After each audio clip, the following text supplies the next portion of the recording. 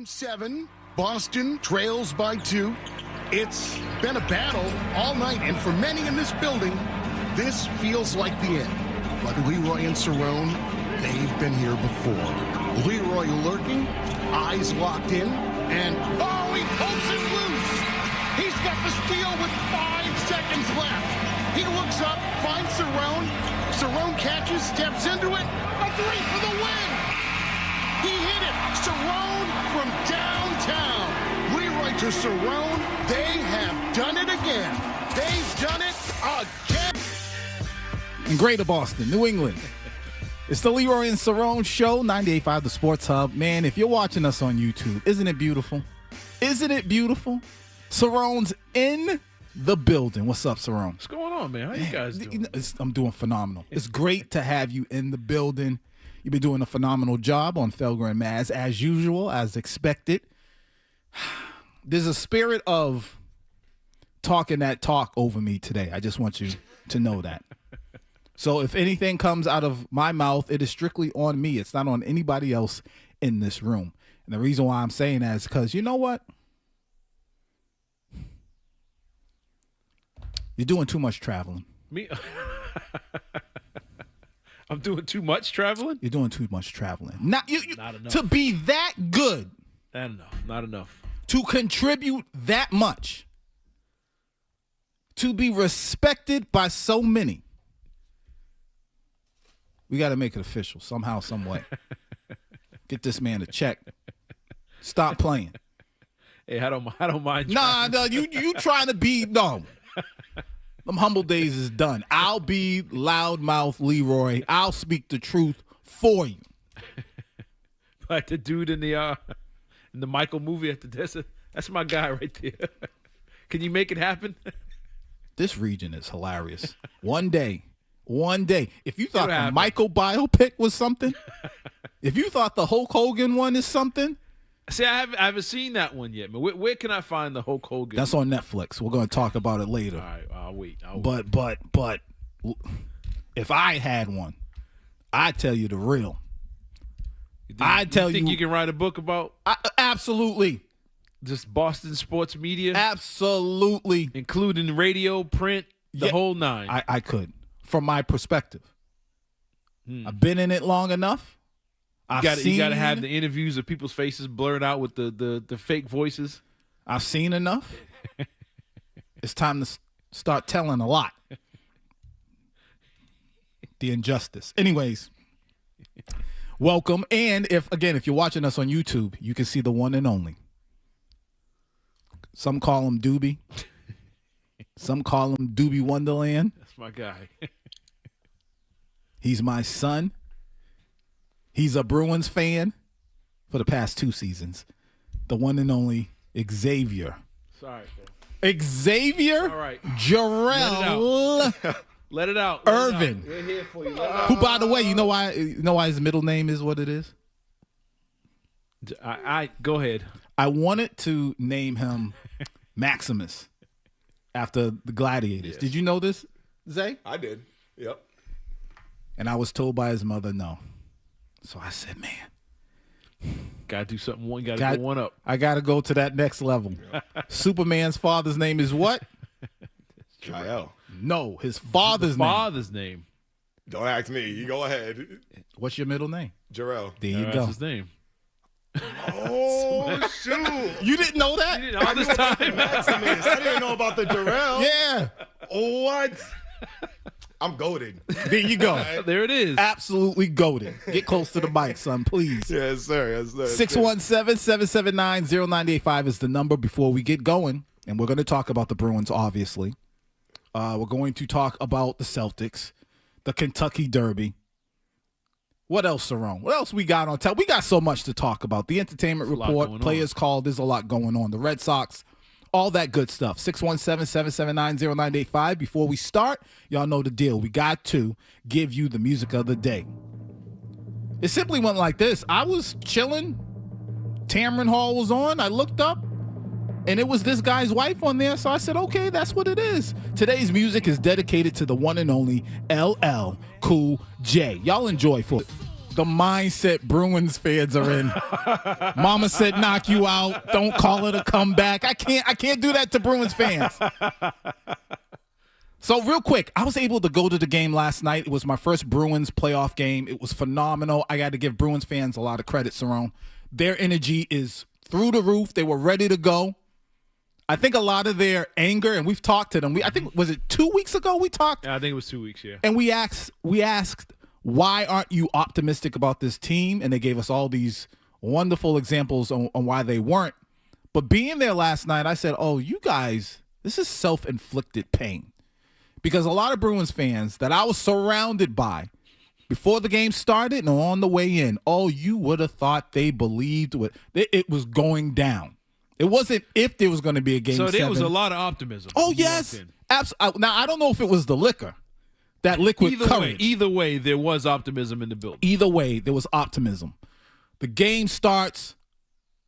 Now, I've been to a Bruins game before, but playoff Bruins game, that's another level. Mm-hmm. I got to give them credit. That energy was crazy. Shout outs to Aaron Natty. I went with him. He's the executive producer over there at WROR.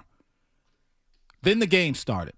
And I'm just going to give you how I feel about the game really, really quick. We'll take a break, and then we're going to go to the young gun to get the real. Don't do it to him, Joe. Don't do it to him. They need time to relax. Cerrone, this is the best way I can describe. Oh, we're not going to break yet. Not yet. This is the best way I could describe last night's game from my eyes. When the game was going, I looked at both teams like a car. Manual. Mm-hmm. The Sabres were let's say they were in third. I'm not going to say they were in fourth. They were in third gear. Mm-hmm. The Bruins were in first gear. This is the entire game. I felt like the Bruins did a sloppy job with controlling the puck, passing the puck. And then the third period, was it the third? I think, yes, it was. The third period hit, and the Sabres scored that third goal. Mm-hmm. They were still in the third gear. The Bruins cut the engine and just let it coast. They cut the engine off, and you could literally see it, which backs up what Bruins fans were saying all along. Number one, they don't play a full 60 minutes. Where's the fight? The game wasn't over, Cerrone. But you could see it. They just gave up. And Bruins fans, I'm not going to let y'all get away with the idea. We gave you guys credit last week, said you guys might be some of the realest fans. You guys are great. You are real. But Cerrone, when that open net goal hit, along with a whole lot of people, we got up and walked out. That's not a problem. Well, they showed that. That was clear on TV. All they showed was everybody headed for the exits. That's not a problem.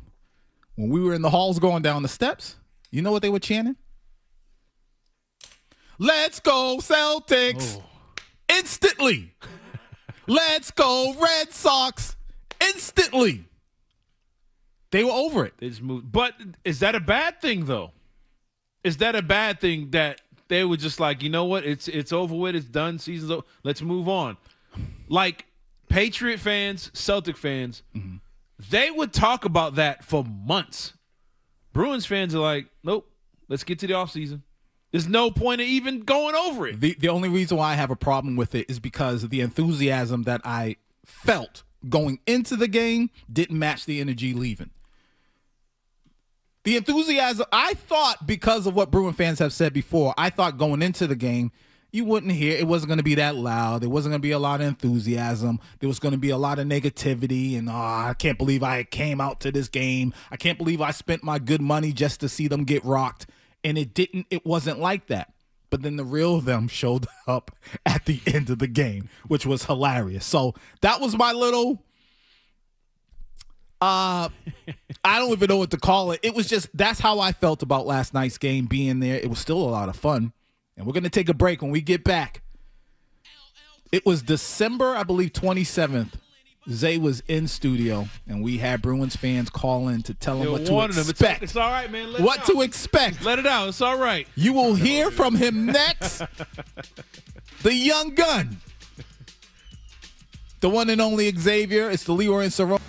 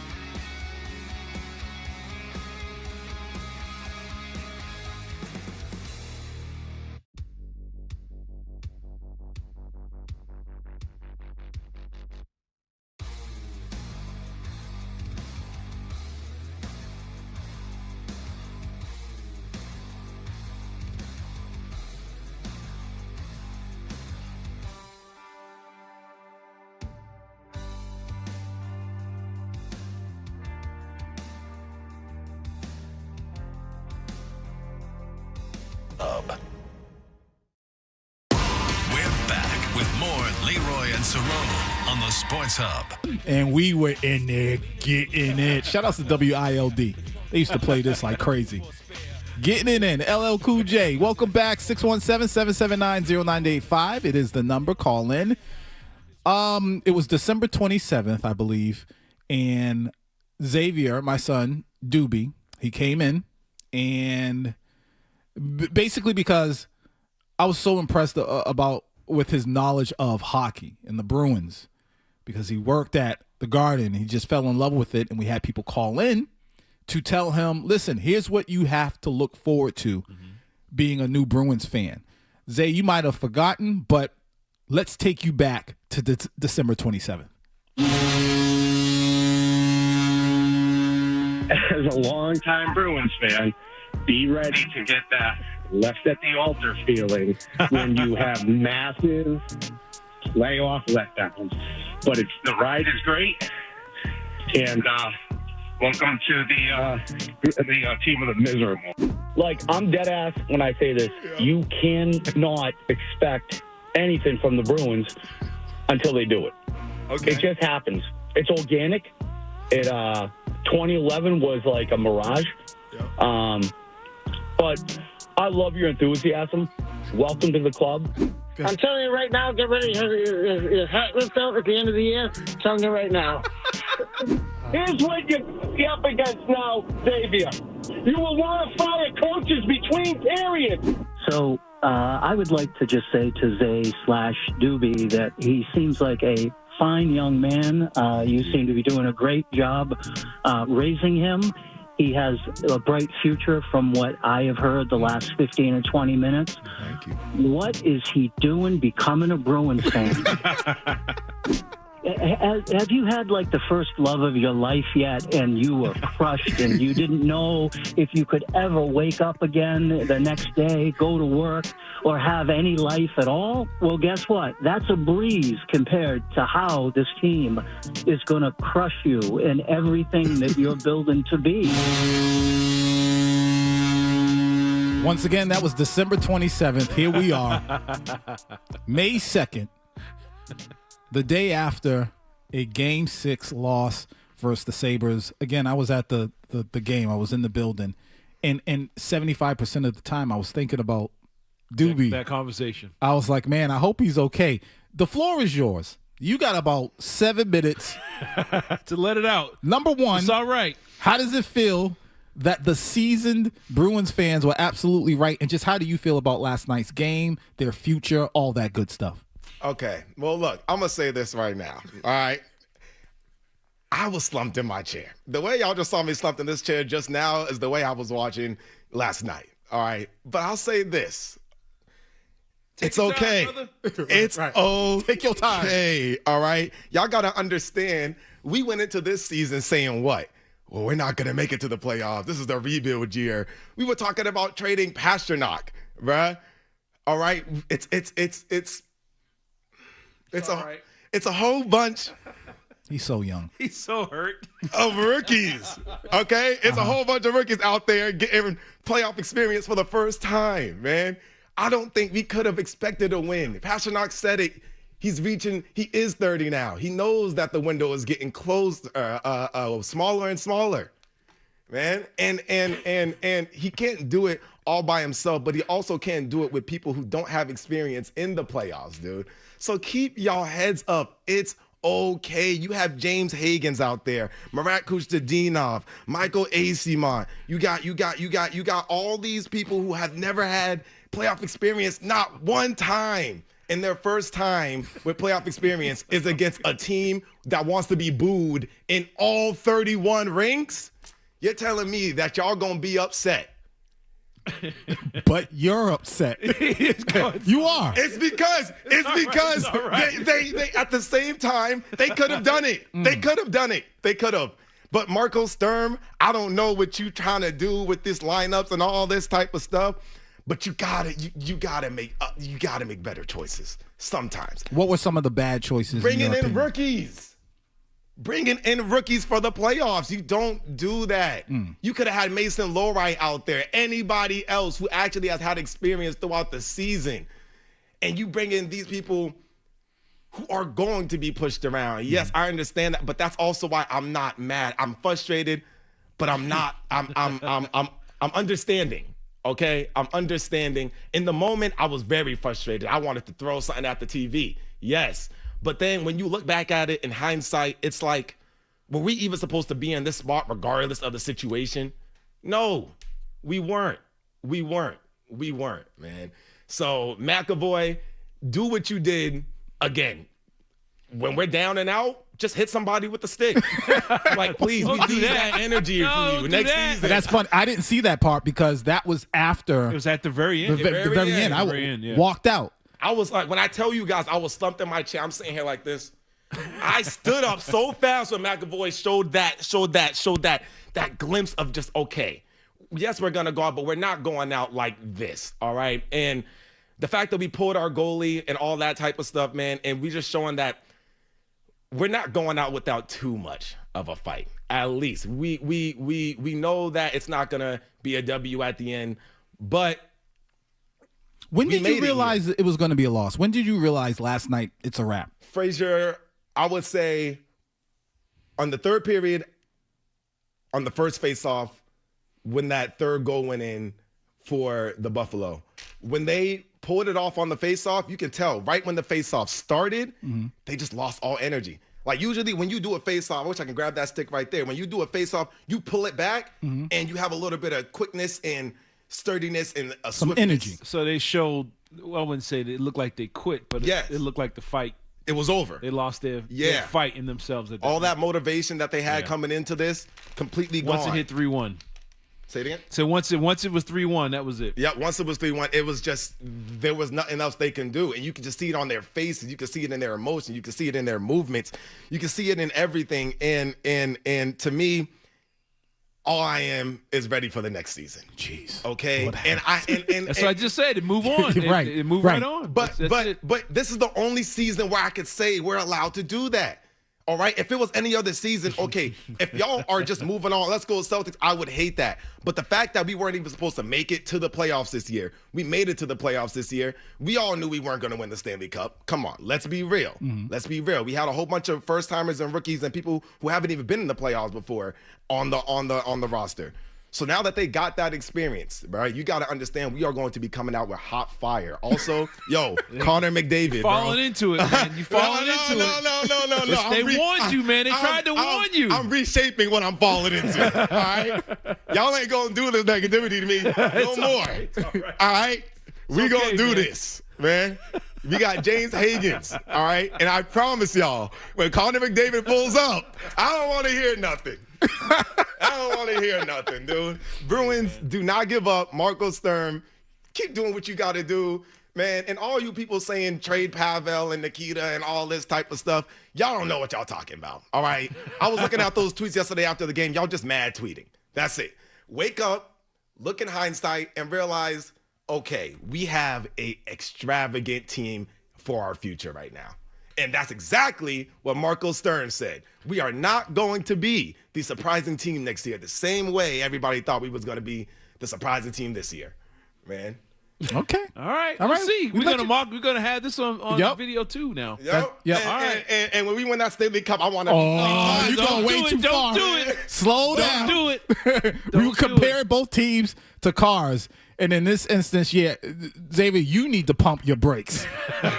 Pump your brakes. Slow down. All right, there you have it. Xavier, thank you for coming through. I know you got other things to do. This guy he's so busy. He's just got stuff to do. He's got people to meet, babies to kiss, hands to shake. He still got his gear on. He's good. Yeah, this is the last time y'all gonna be seeing me in this for a little while. Just letting y'all know. Put it up. We'll see you in October. Yeah. Okay. All right. Sure. Well, you come back sure. in October. Give us a season preview of your expectations for the upcoming season. How about that? I'm ready. Real quick before you go, if people want to follow you, what's your handle and where can they follow you at? DTE Irvin on YouTube. That is where most of my NHL stuff. I'm covering all the playoff NHL games right now. See what I mean? So if you want to just go there, again, it's DTEIRVIN, and you're good to go. All right, there it is. We're going to take a quick break. If you think he's frustrated, tonight, After Game 7, Celtics fans, we might be frustrated too. We got to jump into the Celtics immediately. It's Leroy and Cerrone Show, 98.5, The Sports Hub.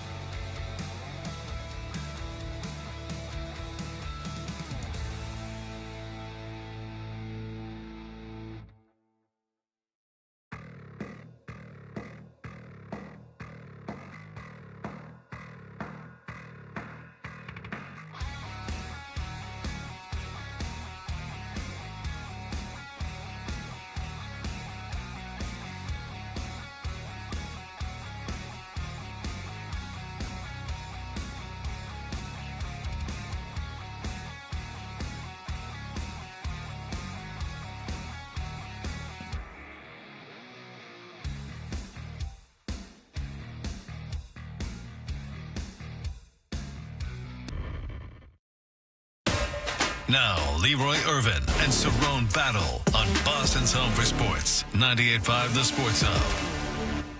An ugly couple of games for the Boston Celtics, but as the final seconds tick off the clock, as generations have before us, we're going to get a 7th game between the Boston Celtics and the Philadelphia 76ers. The final score in Game 6, Philadelphia 106, Boston 93. Why I'm laughing in a second. We be up in the club? It's an LL Cool J Music Saturday. Just remember those lyrics. We be up in the club. Leroy and Cerrone Show, 617-779-0985. We switching things up. We were going to get into the Red Sox. We'll do that later because tonight it's Game 7. Celtics-Sixers. Again, going down at 7:30. You can catch all the action right here on 98.5 The Sports Hub. But before the show and during the opening part of the show, there's been news hitting, Cerrone. Number one, Jason Tatum. What is it? What are they labeling him as? Knee tightness, questionable. Questionable. Knee tightness. Not the calf. Not the calf at all. But knee tightness. And then on the Sixers end, you have Paul George, I believe, is either probable or questionable with illness. Illness. So he hasn't been at shoot around with the team today and hasn't been seen by the media, but he's on the injury report now with an illness. Now again, the LL Cool J song, Headsprung, We Be Up in the Club. Why was I laughing about that, Cerrone? Because playing around on Twitter, I discovered with Paul George that it's his birthday. And all of a sudden he has an illness and is on the injury report. I think somebody was up in the club, man. I think PG, how he wouldn't have had himself a good time. Yeah. I don't know if it was here in Boston or Philadelphia. I don't know when they got here. Either somewhere between here and there, he went there. Either at a hotel room, whatever. I don't know. But just a coincidence that it's his birthday and he's now on the injury report with an illness. If I'm a Sixers fan, and if he goes out and has a bad game, all Sixers fans are going to let him have it. They're going to let him have it. And on the flip side, if he goes out there and gets 40 and you let a dude with an illness light you up, no, I don't want to hear nothing about two-way player. I don't want to hear nothing about it. I don't want to hear nothing about defense and respect for being shut down. You can't let nobody come in here with a illness and light you up in Game 7 in your building. Nah. Either way, somebody's going to get destroyed in the media in the next 48 months. Are you concerned about Jason Tatum? Yeah, it's different. I mean, I thought the whole thing the other day was, I think we were worried about calf. Well, they never really said what it was. Right. We just saw the TV and said, maybe he's dealing with, it looks like a calf injury on the opposite leg from when he had the surgery and stuff. And that was always a concern going into it. Then you had a lot of people, a lot of stuff on social media, whatever, in the media, sit him. They can win without him. Go back to the old way, all this other stuff. And then you find out today he's, Mazzulla said he was fine, but then now he's on the injury report with the knee. So it's like, okay, it's something totally different than we all thought it was going to be. I mean, honestly, if he plays or doesn't play, I'd still put him in uniform. I still put him out there. That way, if he can give you 15, 20 minutes, you can. If the game is out of hand, you don't play him at all. Either way, he's out. If he can go, he can go. If he can, he can't. But, yeah, it kind of changes things a little bit. But I saw that, and then within a minute, I saw the Paul George stuff. I'm like, what is really going on here? But this is why you don't let series linger. Exactly. You get this over with 2 games ago, everybody's relaxing and resting, and Paul George can party the way he wants to party. But it's a tough situation for the Celtics. I know we're probably going to get a ton of calls about, they're going to look better without him and all this other stuff today. I said, well, we'll see. We'll see if that works out. And then that's going to be a whole nother conversation. If Tatum doesn't play and they win by 25, then people are going to say, well, we should trade Tatum for, get Marcus Smart back. We'll get stuff like that. But the first play that came in my head, he was trying to hoop last night, throwing up all them bricks. But It's trash. But I'm sorry, I can't. He's just every time I Marcus Smart, that's all I hear is just a bag of trash. But heart and soul, remember that. But with Tatum, look, he's a key player. He's important for this team. He's been the best rebounder, passer, and one of the better scorers in the series. And you'll miss him in key spots. If he doesn't play, I think I think he will play. It's a game 7. He has no choice. He's going home either way. So even if he re-injures something, he's out for the next several months regardless. They ain't playing again until October. So they unfortunately put themselves in a do-or-die situation, and I think it's probably going to be all hands on deck with both teams. See, I'm concerned because Kevin Durant. Mm-hmm. What was that? Was it Achilles he had? It was the same as Halliburton and all these other guys. Yep. Calf strain. He hurt his calf. He was out for a while. Then he came back, tried to come back early in the finals against Toronto, and then that's when it went. Halliburton was dealing with a calf strain for 2 series or so, I believe.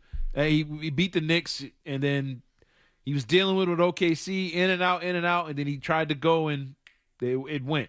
So that's what I thought it was with Tatum, but now they're saying it's a knee. So I don't know what to think from it, but we'll find out soon. I'm pretty sure they had to shoot around and stuff like that. But I'm pretty sure, all the folks down there covering the team will constantly be updating. But I got a feeling he's going to go. How much he goes, I don't know. See, the thing for me is I know these injuries and the players we just mentioned, all the injuries are different, and I get that. But one of the things that was mentioned a lot during that time is that when players try to come back a little bit early, your body automatically tries to compensate for where, you might have an issue. And for someone like Jason Tatum, who's just getting back from an Achilles, I don't know if today is worth it. I really don't know. It's really going to be up to him at the end of the day. It's more mental than anything. Thinking about it, like, is the next step going to have me out again?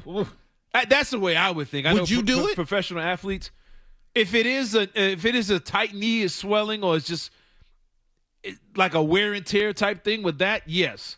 If it's anything to do with my calves or lower like ankle, I'm sketchy. But I guess you can't. The great ones have to turn that off. The great ones always turn those type of things off and play through it. And if he wants to compare himself to the Kobe's and all the great players, they all played banged up like this.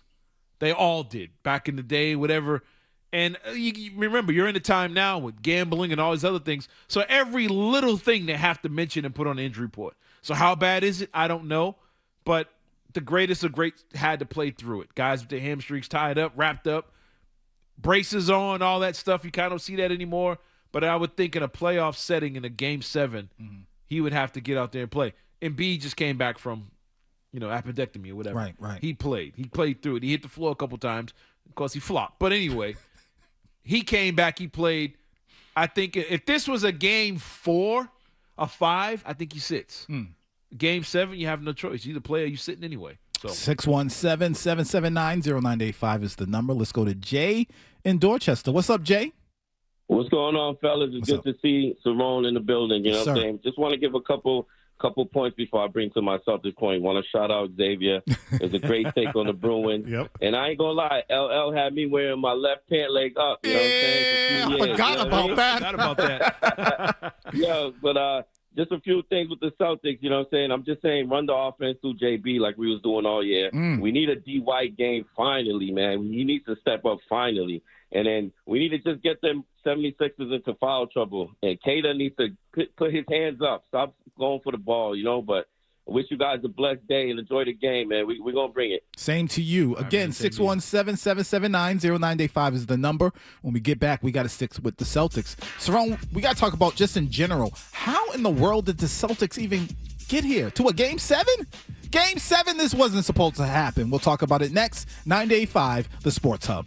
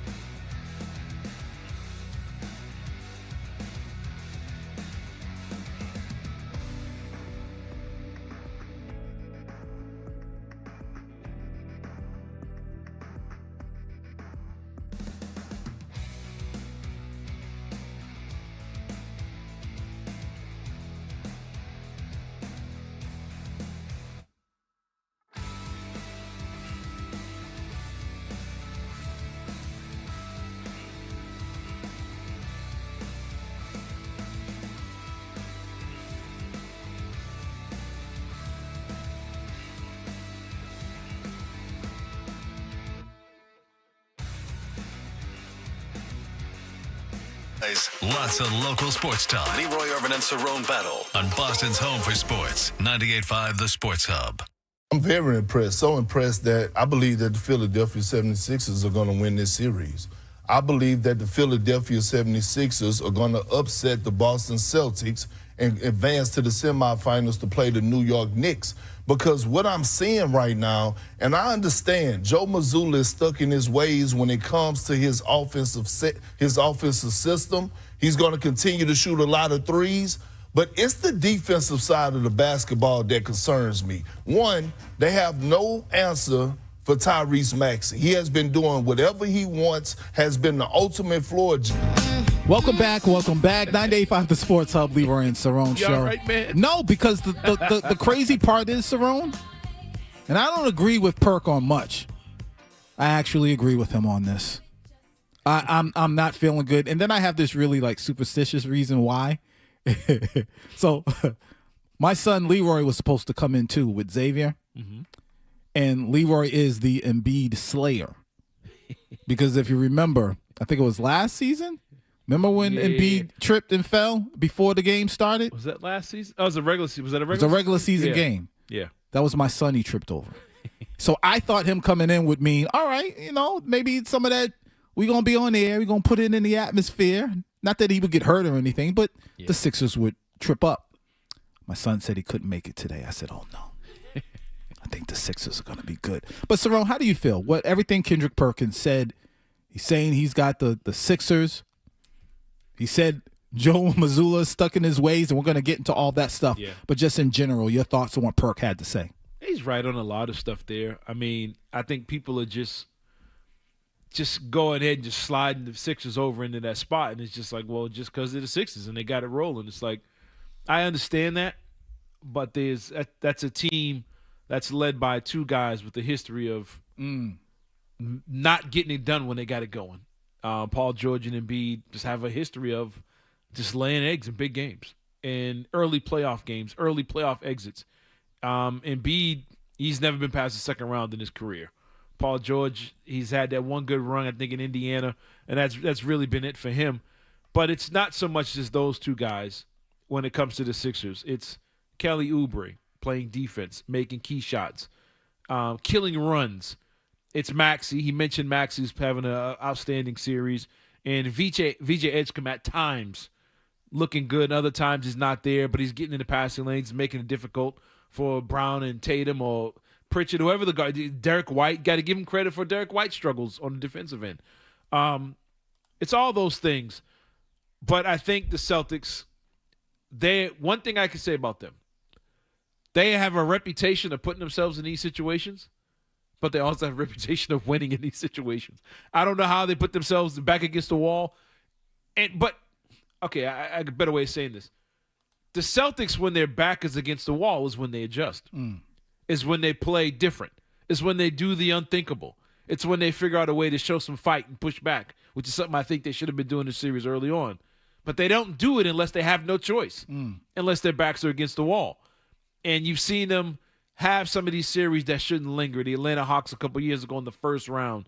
Miami Heat series that they've had that they were better than Miami. Orlando last year. It's like, why are you playing around with these teams? And then when they have no choice, when things get tight, okay, let's lock guys down. They end up winning by 15 points or whatever it is. Or they make the adjustments. Trae Young, you drop coverage on Trae Young coming off the screen, he burns you. You leave Al Horford one-on-one with Trae Young, he burns you. You see it over and over again. But that's when they make the adjustments and say, okay, let's play basketball. And I think they'll do that tonight. The only problem is, did you let Philly out the box? Yep. Even with you playing good, the Celtics could make their shots tonight, and then it could be Philly making theirs as well. You can end up with a game that's 120 to 117 or something like that. Well, both teams kind of have it going, and I think that's what I think we're potentially in for tonight, because everybody I think is going to be comfortable.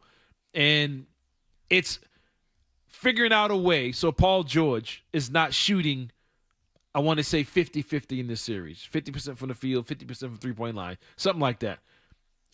Maxey has 7 turnovers total this whole series, controlling the ball. Are you still going to play drop coverage on him and give him that wide open three, or are you going to make adjustment and turn him into a pass-first point guard? All those things are things the Celtics can fix, but will they fix them in time, or they already let Philly out the box? And what's their mentality going into this game? Are they going to do like with the Bruins? The score gets to a certain point.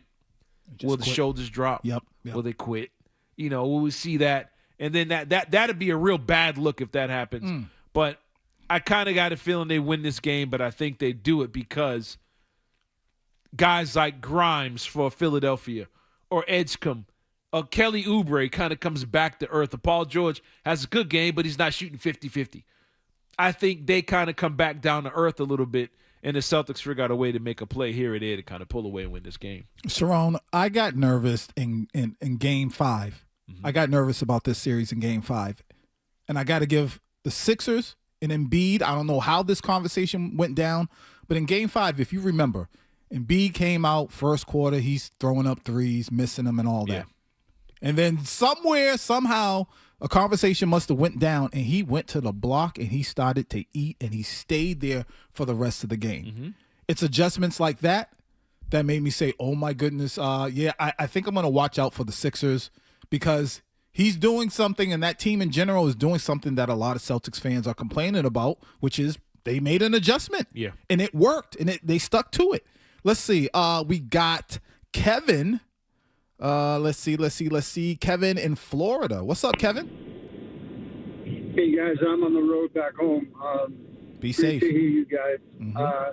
A couple of takes. One thing about Perkins, he's just trying to create a narrative to poke the bear. 2 weeks ago we said the Celtics were going to win the East, so I don't put any stock in him. The second thing to bring to your previous caller, what's bothered me the most with Tatum is the fact of him all of a sudden walking the ball up the floor and the guards. I mean, this was supposed to be JB's team. He earned it all year long. Now all of a sudden, Tatum has come across like, no, I'm going to be the man. And the style of play that won all these games, the 56 games they won this year, is not the way they're playing now. I think you both agree with that. Appreciate it, Kevin. You know what? I didn't really want to say this, but I'm going to say it. I think there is something to what Kevin is saying concerning Tatum, but I don't think Tatum's alone. I think Tatum and Brown, and I have no evidence of this, I just sense like there is a little back and forth on whose team it is. And I'm not trying to start anything. I'm not trying to say blow the team up. I'm not trying to say you need to it's already started. It's not you didn't start it now, but it's already there. But I was on YouTube today. Thank you, God, for bringing this back to my memory. I was watching a clip of Kevin Johnson, point guard, Phoenix Suns. And he was talking about how he would go and watch Laker games. And one game, Magic Johnson's going. He has a wide open layup, and he stops. And I believe it was either Michael Cooper or somebody else, Klay Thompson's dad. Yep. And he stopped, and he gave him the ball to score. And Kevin Johnson was like, oh, gratitude. Sharing the ball. Like when somebody's struggling, here you go. No, I'm going to help you be a better you. I don't get that from Jason Tatum and Jaylen Brown towards each other in this series. And then I think it's also affecting the rest of the team. It feels like, we always say, oh, everyone's just standing around. It kind of feels like they're just like, well, what are we here for? Yeah. I mean, I know we're about to jump into it. Well, you know what? We'll take a break here, but I want to touch on the Tatum-Brown dynamic and what we saw from the season, or should I say what you think you saw from this regular season, from the Celtics offense, and how things look and how you wanted to look like what you saw over the last 82 games. But we'll touch on that when we come back. All right, 617-779-0985 is the number. Keep the calls. From the Town Fair Tire Studio, the game is on the Sports Hub. Goes to the backhand and score! Two-hand slam! Boston's home for sports. I love this team. 98.5, the Sports Hub, a Beasley Media Group station. Sports Hub headlines. All right, let's see what's going on in the world of sports. The Bruins were put to bed for the season after losing Game 6 to the Sabres 4-1. Moving on, the Lightning beat the Canadiens 1-0 in overtime to force a Game 7. The Golden Knights over the Mammoth 5-1 to win that series 4-2. And then you got the second round today beginning Game 1 between the Flyers and Hurricanes. That goes down tonight at 8. Moving on, the Red Sox over the Astros 3-1. They'll play each other again this afternoon at 4:10. Connolly Early is scheduled to get the start for the Sox. In the NBA, the Magic blew it and lost to the Pistons 93-79. Game 7 coming up for that series. We witnessed a miracle as the Raptors beat the Cavs after R.J. Barrett hit a 3 to win the game in overtime, 112-110. Game 7 coming up in that series too. We got the Lakers over the Rockets 98-78 to win that series 4-2. Game 7, of course, between the Celtics and Sixers tonight at 7:30. You can catch all the action right here on 98.5 The Sports Hub. The 152nd running of the Kentucky Derby is going down at 6:57 tonight from Churchill Downs, and your New England Revolution will take on Charlotte tonight at 7:30. Your Sports Hub headlines are brought to you by Awaken 180. Reach your health and weight goals with Reclaim by Awaken 180. A 10-week medication-free plan with weekly results and the finish line. Awaken180weightloss.com. I'm Leroy Irvin. Your next update is in an hour. The Sports Hub. 3 legendary franchises on one legendary radio station.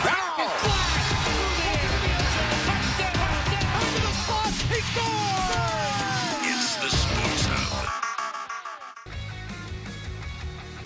Now, Leroy Irvin and Cerrone battle. Leroy and Cerrone on Boston's Home for Sports, 98.5. A lot of people believe that the team looks better with Jaylen Brown. We had a whole entire regular season to kind of see that up until towards the end when Jason Tatum came back.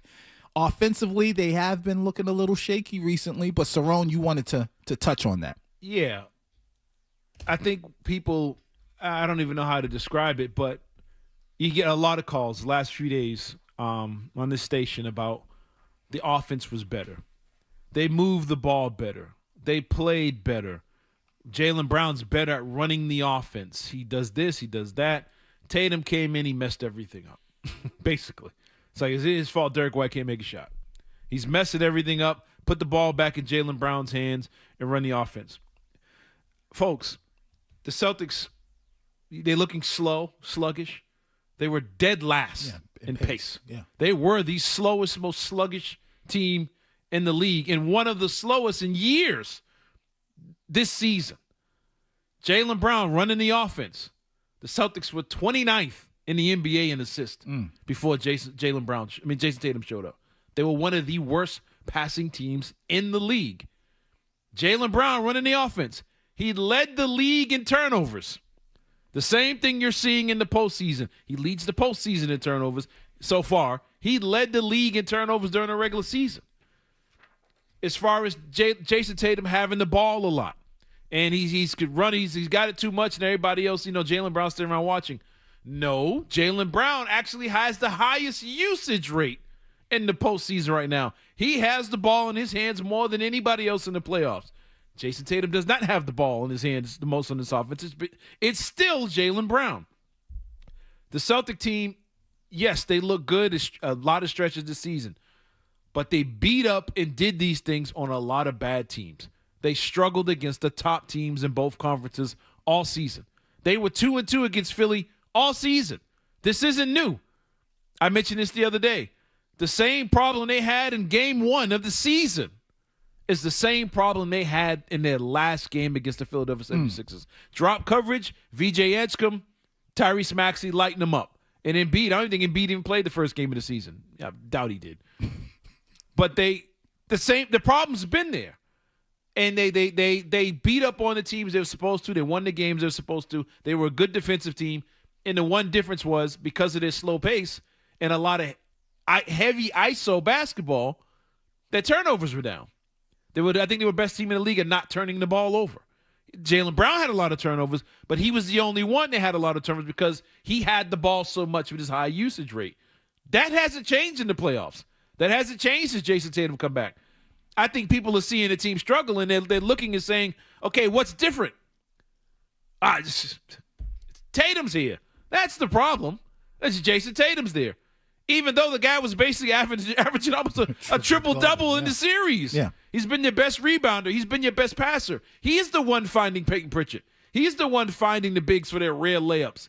He's the one finding Jaylen Brown when he's getting open with the ball. He's the only one that's a good, accurate passer on the team outside of his center position. Vucevic is, but they're not running him that way. He's staying at the top of the key, so he's not being a playmaker. He was the one finding everybody. But when Derek White is ice cold, those are missed assists. Every missed shot, missed assists. If I swing it to Jaylen Brown, if I'm Jason Tatum top of the key, they run that ISO, Jaylen Brown comes off that screen and I kick it to you, go ahead, shoot it, JB. And he catches it and then starts to tween, and then he does that back between that. If I know it's coming, Paul George and Edgecombe know it's coming, and Leroy knows it's coming because it worked for him 3 years ago, so that's his go-to move now. But once he catches it and starts dribbling, what does Derek White do? He stands there. Yeah. What does Peyton Pritchard do? He stands there. What do the centers do? Well, I set a screen for him. He waved me off. And then he goes and he takes the mid-range jumper or whatever, and he either gets the foul, goes in or whatever. And then they repeat. But that's not because Jason Tatum's there. He increases their pace because when he rebounds the ball, he's basically their point forward. I got it. We're gone. And then he's their best passer. But when you're not playing defense, there's not rebounds to get. When you're not making your shots, there's not assists to be made. You see what I'm saying? He was the same guy that was on the court when you beat them by 30 twice. You was up 3-1 with Jason Tatum leading the way. He was the one that went into Philly and was like, oh, man, he just killed them in the fourth quarter. That just happened a week ago. And it's like, oh, it's Jason Tatum. And you see it on social media. Tatum might be out. People are already like, oh, man, they're probably going to win. Now Tatum's not there. And we're going to go back to the way we were. We beat up on Utah. It's like, okay, this is not the regular season. Everybody's playing hard now. Everybody's playing like their lives are on the line. And Philadelphia is the healthiest they've been all season. You're getting the Philly team that people thought would win the East when they put the team together. They said, oh, man, if Edgecombe is who we think he is, that backcourt's phenomenal. Their centers won MVP. If Paul George can stay healthy, and he did a little extra to stay healthy, they're going to be a tough out. And all of a sudden, you just happen to be the team that's in their way when it all came together for the Philadelphia 76ers, because Kelly Oubre missed games. Paul George missed a ton of games this season. Embiid missed a ton of games. And now they're all together and they're all healthy, and you're getting a good basketball team at the wrong time. But you still had a 3-1 lead with all those things, and with Jason Tatum, you kind of running the offense, even though his usage is lower than Brown's. He has less turnovers than Jaylen Brown in this series, but you still had a 3-1 series lead, and you're blowing it as a team. If Derek White made his shots early on, this thing would have been over, but it is what it is. But I'm not going to sit here and say they're not what they were in the regular season because Tatum's not there.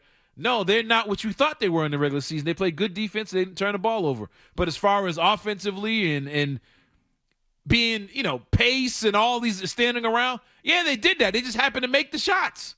That's the difference. They made shots in those games. They're not making them in this series. But you have to figure out a way to make adjustments and pivot from which you were. Because what worked against Sacramento in March is not going to work against the Sixers tonight. You're right. 617-779-0985. Let's go to LaCar in Boston. LaCar. Hey, what's going on, brothers? What's up? Well, what's going to happen is that not so much that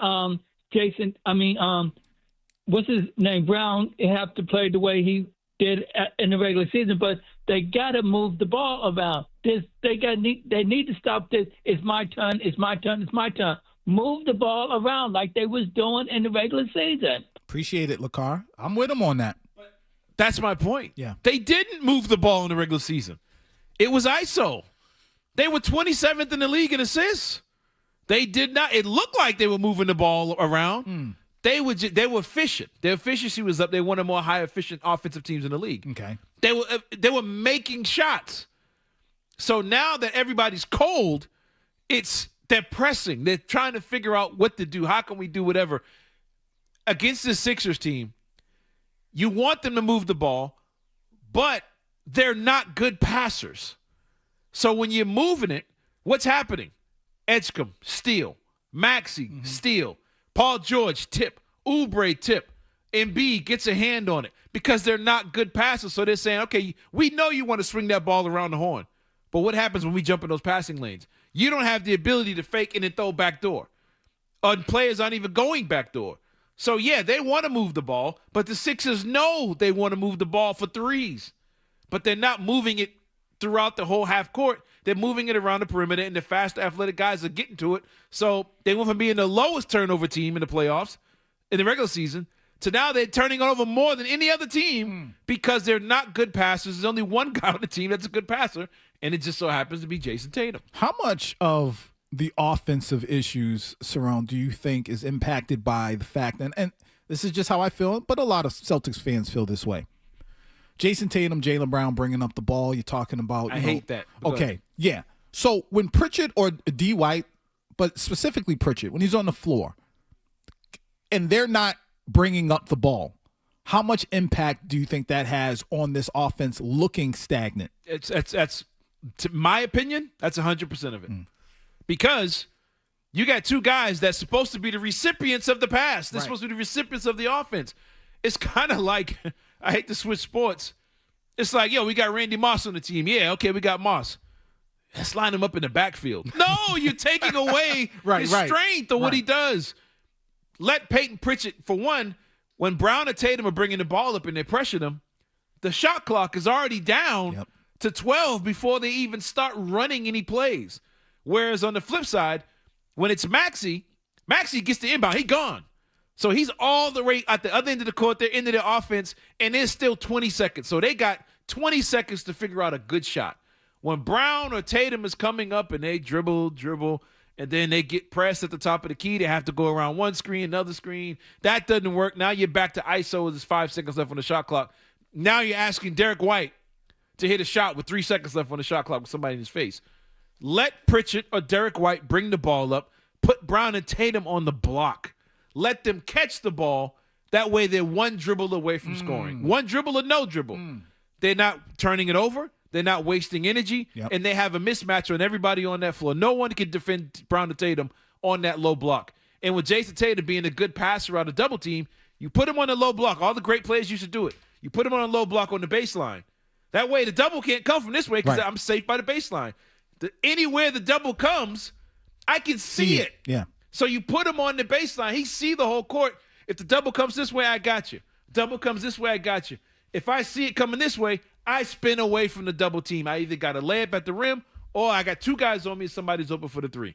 That's simple basketball. But you can't now take your best player, whoever you think is the best player, and try and turn them into something that the one thing they're not, and that's a point guard. And that, the Celtics have done it all season. Jaylen Brown's done it.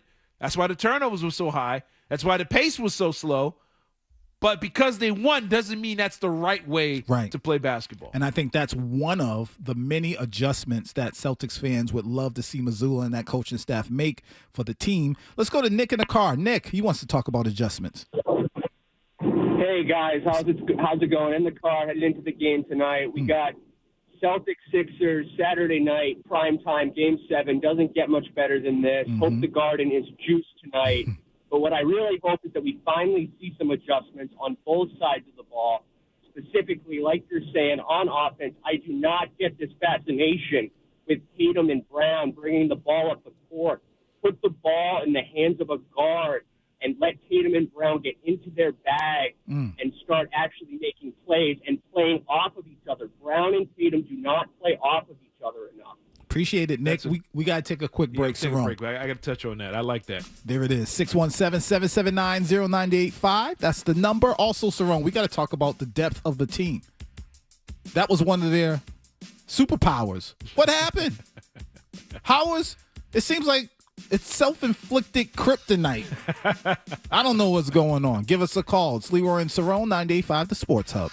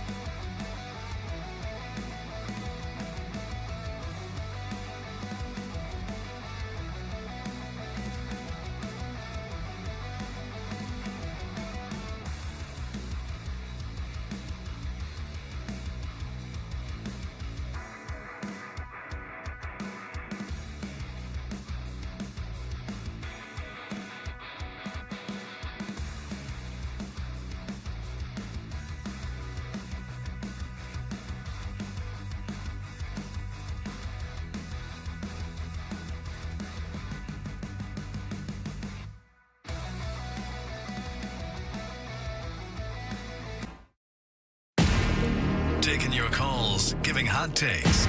Leroy Cerrone and Cerrone battle on 98.5 The Sports Hub. Normally, we're on from 2 to 5, but today we're on until 6 o'clock. Leading you up to pregame for the Celtics. Sorry, I love this song. It's classic. It's such a classic. Before we went to break, we were talking about depth of the team being one of the superpowers for the Celtics. Somehow, someone. I never saw a Superman cartoon or movie where he went looking for kryptonite. He kept it in his wallet. Like, what kind of movie would that be? Let me just show you I can win with kryptonite around my neck. Yeah, like, okay. But that seems... I'll fight you with kryptonite. Yeah. So if the Celtics are Superman, it's like, yo, why y'all... Batman I leaving thought his depth... belt. You know what it is? It all comes down to what a lot of people have been talking about is that we want to see this team on both sides of the ball make adjustments. So before we went to break, someone was talking about Brown and Tatum playing off of each other. What type of adjustments do you think need to go down there? Well, I think it's an adjustment that should have been done years ago, and it's something that should continue not just for tonight, but years down the line. I cannot think of a great duo in NBA history that didn't run a good two-man game.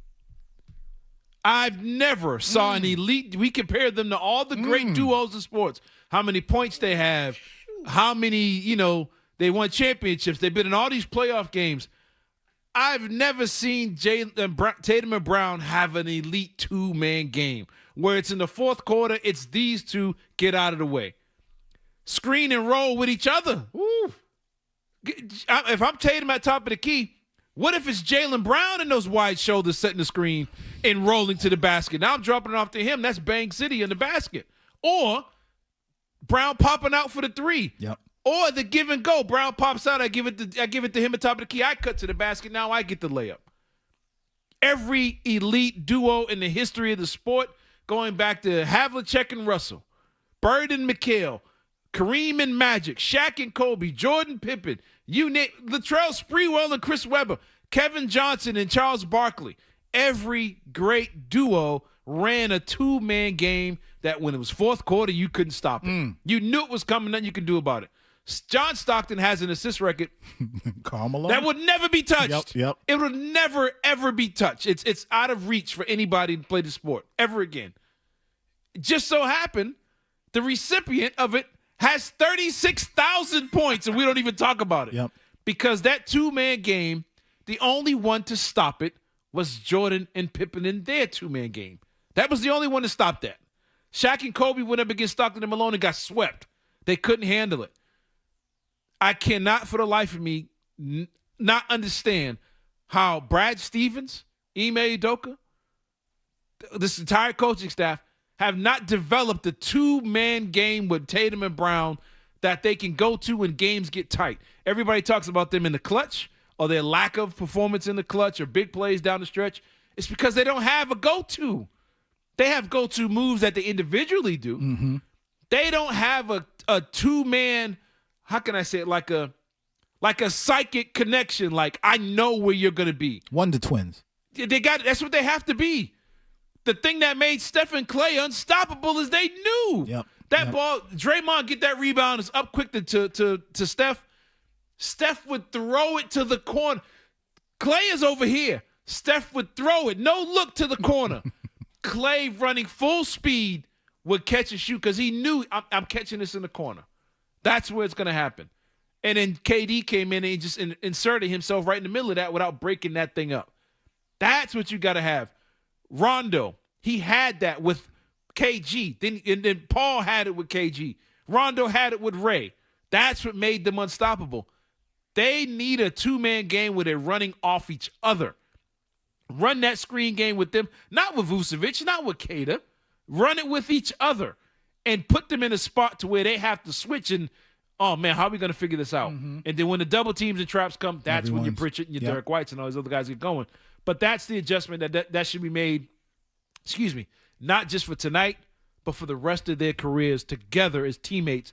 They need a dominant two-man game that when it comes down the stretch, you're terrified of it. And they never developed that, and that's a problem. Oh, and real quick, the quick way to change that, no, don't you go work out in L.A.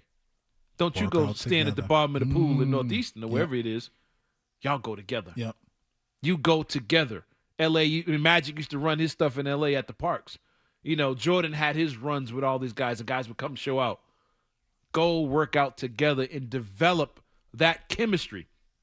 Bird and McHale had an unbelievable two-man game that was – there's a video about it with Red Auerbach with them running drills with those two guys. Yep.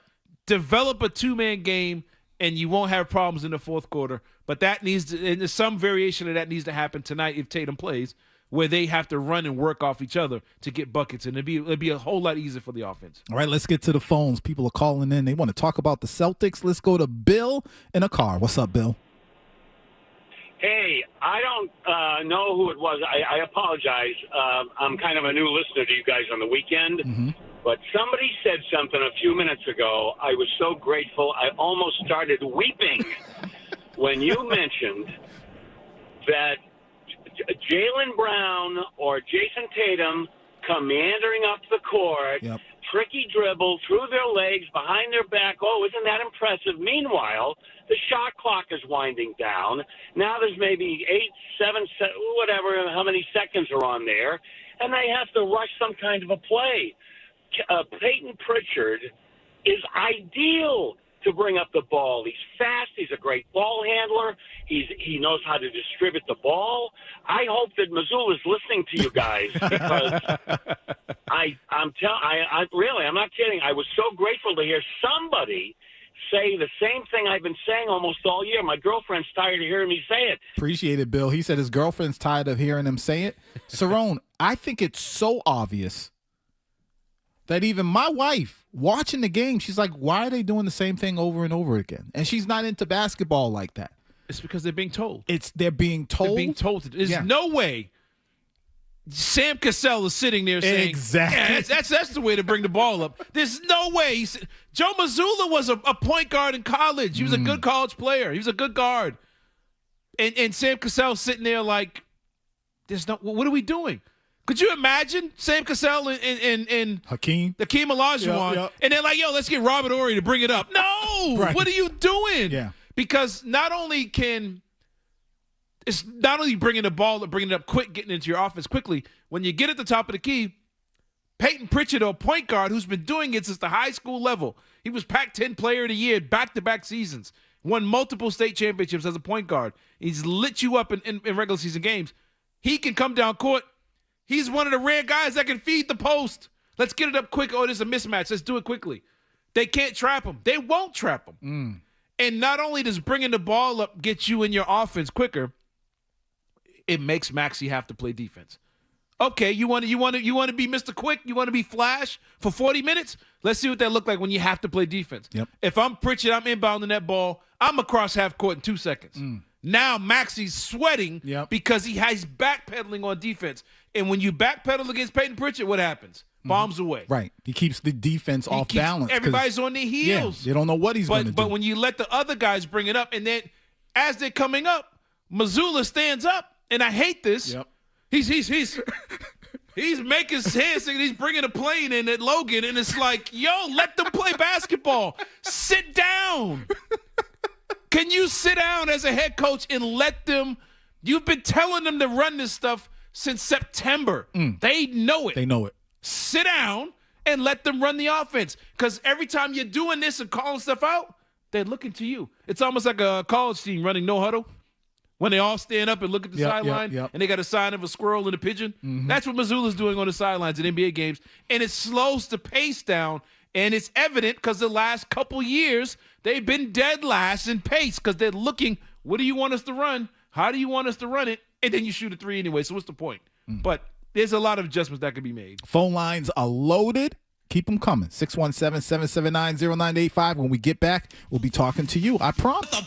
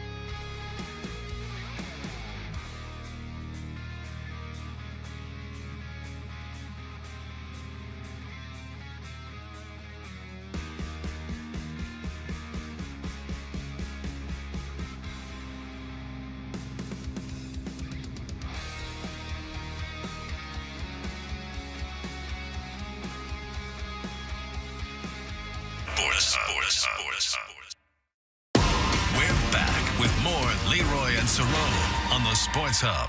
985, the Sports Hub, Leroy and Cerrone show. Let's get right to the phones. Who's been holding on the longest? Let's go to George in Manchester. What's up, George?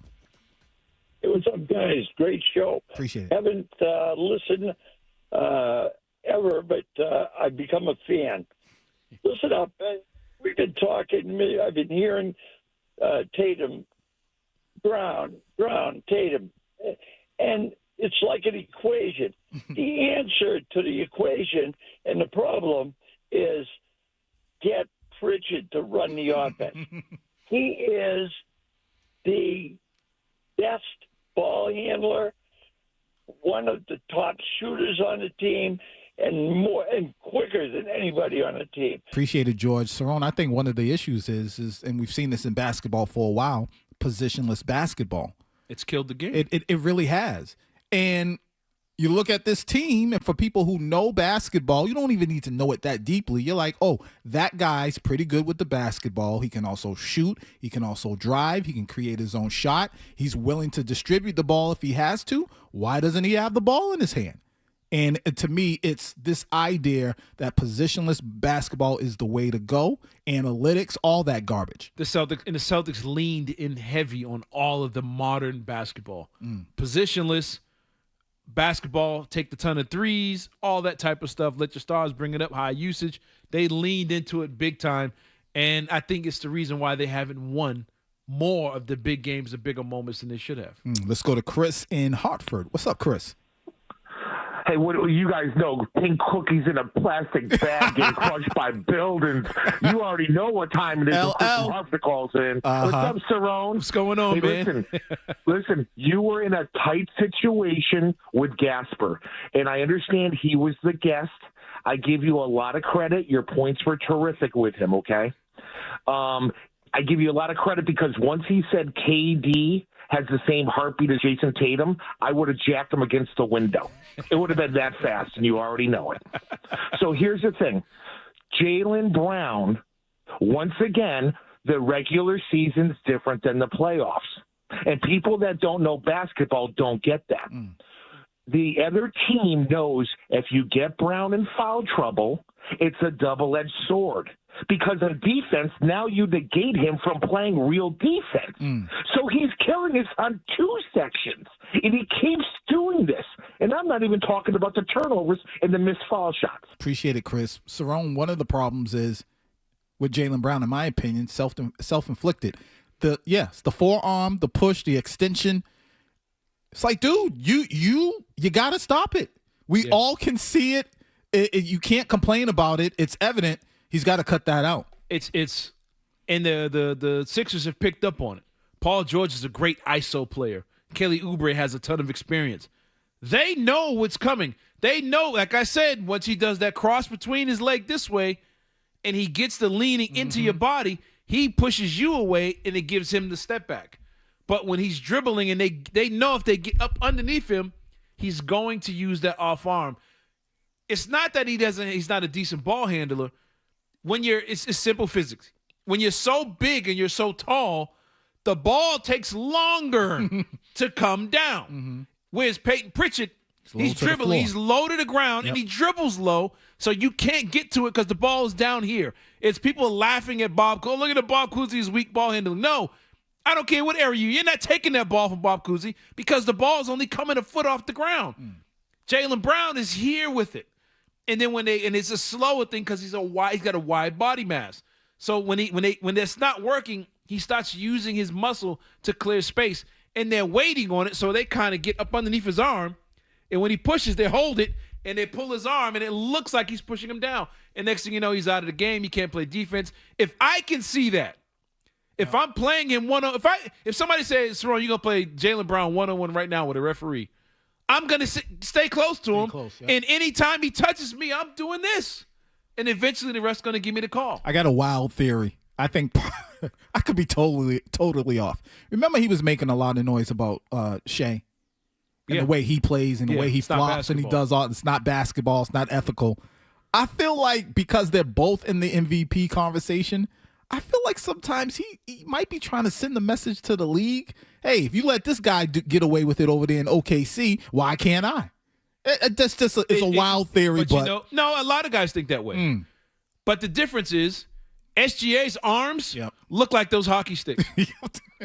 So because he's so small and so thin, they're like, hey, SGA didn't push that guy 5 feet. It's like, yeah, but he's still 6'4", 6'5", 210 pounds, whatever. That's a strong human being. Jaylen Brown's arms look like my thighs. So any little thing he does, even if it's not strong, to the ref at real time, it looks like he's being overly aggressive. And it's Shaq on the low block. If Shaq just turns, they're like, oh, it's offensive foul. It's like you're punishing the stronger guy. And the NBA has always done that. They'll never call Iverson for a push-off. He's too small. He's too thin. Peyton Pritchard, kind of stocky. When he does a step back, he puts his arm in the guy's waist, and he gets called for it. Derek White never gets called for that.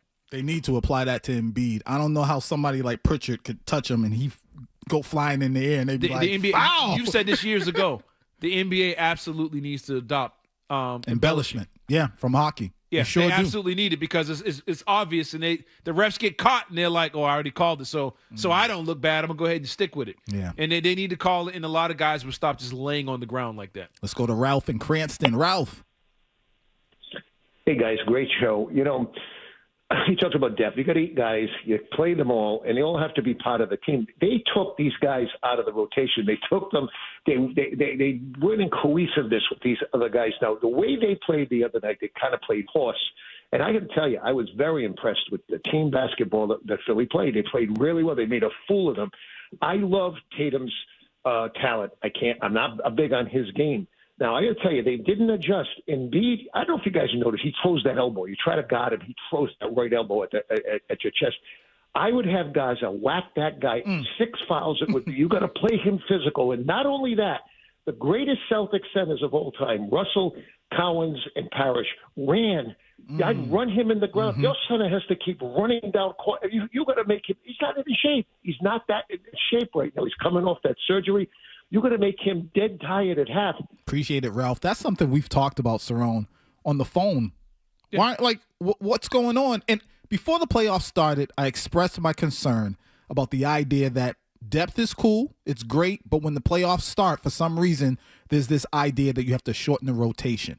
What's your thoughts, Cerrone, about the depth issue and them using players? And then what do you have to say? Because we've talked about this, about running Embiid tired. I've said it too many times. I got 3 centers. I actually get 4 because Williams is dressed. I'm using all 4 of those guys, and when you come in the game, hey, man, Amir Williams, take off. You're not getting the ball. Don't worry about that. No, you don't need to know the offense. Take off. Even after main shot, take off. Randy Moss down the middle of the field, middle of the court, put your arm up. Make Embiid, whenever Embiid's in the game, take off. Run the baselines. Even when come set screens, move. Set screen, never stop. Because I don't need you to post up. You're not getting it in the low post. We don't run that anyway. Vucevic, Garza, Keita, who's a great pace player, run just without the ball. Take off running. Make him chase you. And then when he starts sweating, I told you, he looks like Tommy Hearns in that Hagler fight. with the Jerry curl bouncing. Activated flying all over the place. Stumbling around. You see the sweat in slow motion. Embiid was looking like that in the first quarter in the last game. Hands were on his hands. In first quarter, he's bent over. The minute I see that as a coaching staff, give me Garza. Hey, come in. Lean on him. When we have the ball, run. When they have the ball, don't give him a foot. Lean on his shoulders. Sit on his back. Just make it heavy. Make yourself heavy. Sweat on it. Okay, he might go to the foul line. If he's shooting free throws, Maxi's not running. Paul George isn't pulling ISO. Edgecombe isn't dunking on somebody. If he can shoot 100 free throws and make them, so be it. I'm leaning on Embiid, and I'm wearing him out, and I'm getting him out of that game. And then guess what? When they bringing Drummond in, he's just as old. He's old. He's 40 years old. I'm running him too. I'm doing the same thing, and I'm using my depth against this. This is not the team to shorten your rotation. That might come if you play the Knicks. That might come if you play Detroit or somebody else. This team here, who only plays 5-6 guys, I'm running in. By the time they get to the fourth quarter, they're all dead. The Celtics have to pick up their pace. They got the players to do it, and they have the depth to do it as well. All right, more of your calls coming up next. And then, Cerrone, you made one of the most interesting, or gave one of the most interesting takes concerning the Celtics and what they could do with Jason Tatum if he plays tonight. Should he play the 5 at some point? We'll talk about that next. I'll let you explain it all. 9-day-5, the Sports Hub.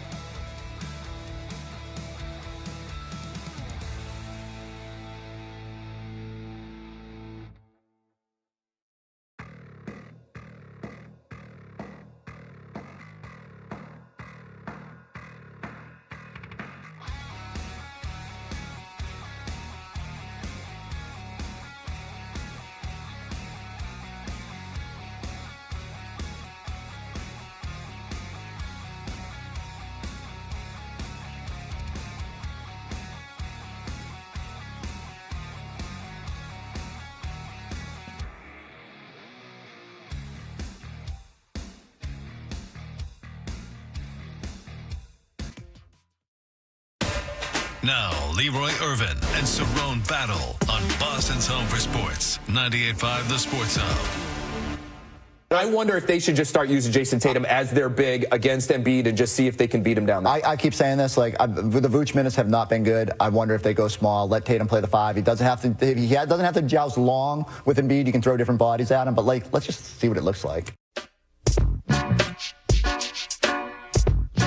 Okay. Ooh, Almost started one in a while. Spitting some bars right there. Yo. 1-2. A 1-2. A 1-2. 98.5 The Sports Hub. Leroy and Cerrone. That's tough. Hey, I love that. That's tough, you said, right? That's tough. Real quick, before we go back to the phone lines, Cerrone, could the Celtics use a little toughness? Oh, man, we ain't got enough time for that conversation. Oh, we don't? Yeah. We're here until 6 o'clock. Yeah.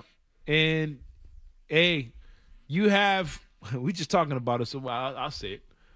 You have a head coach that oozes toughness. Mm-hmm. He gets stoned. He's the toughest guy in the NBA.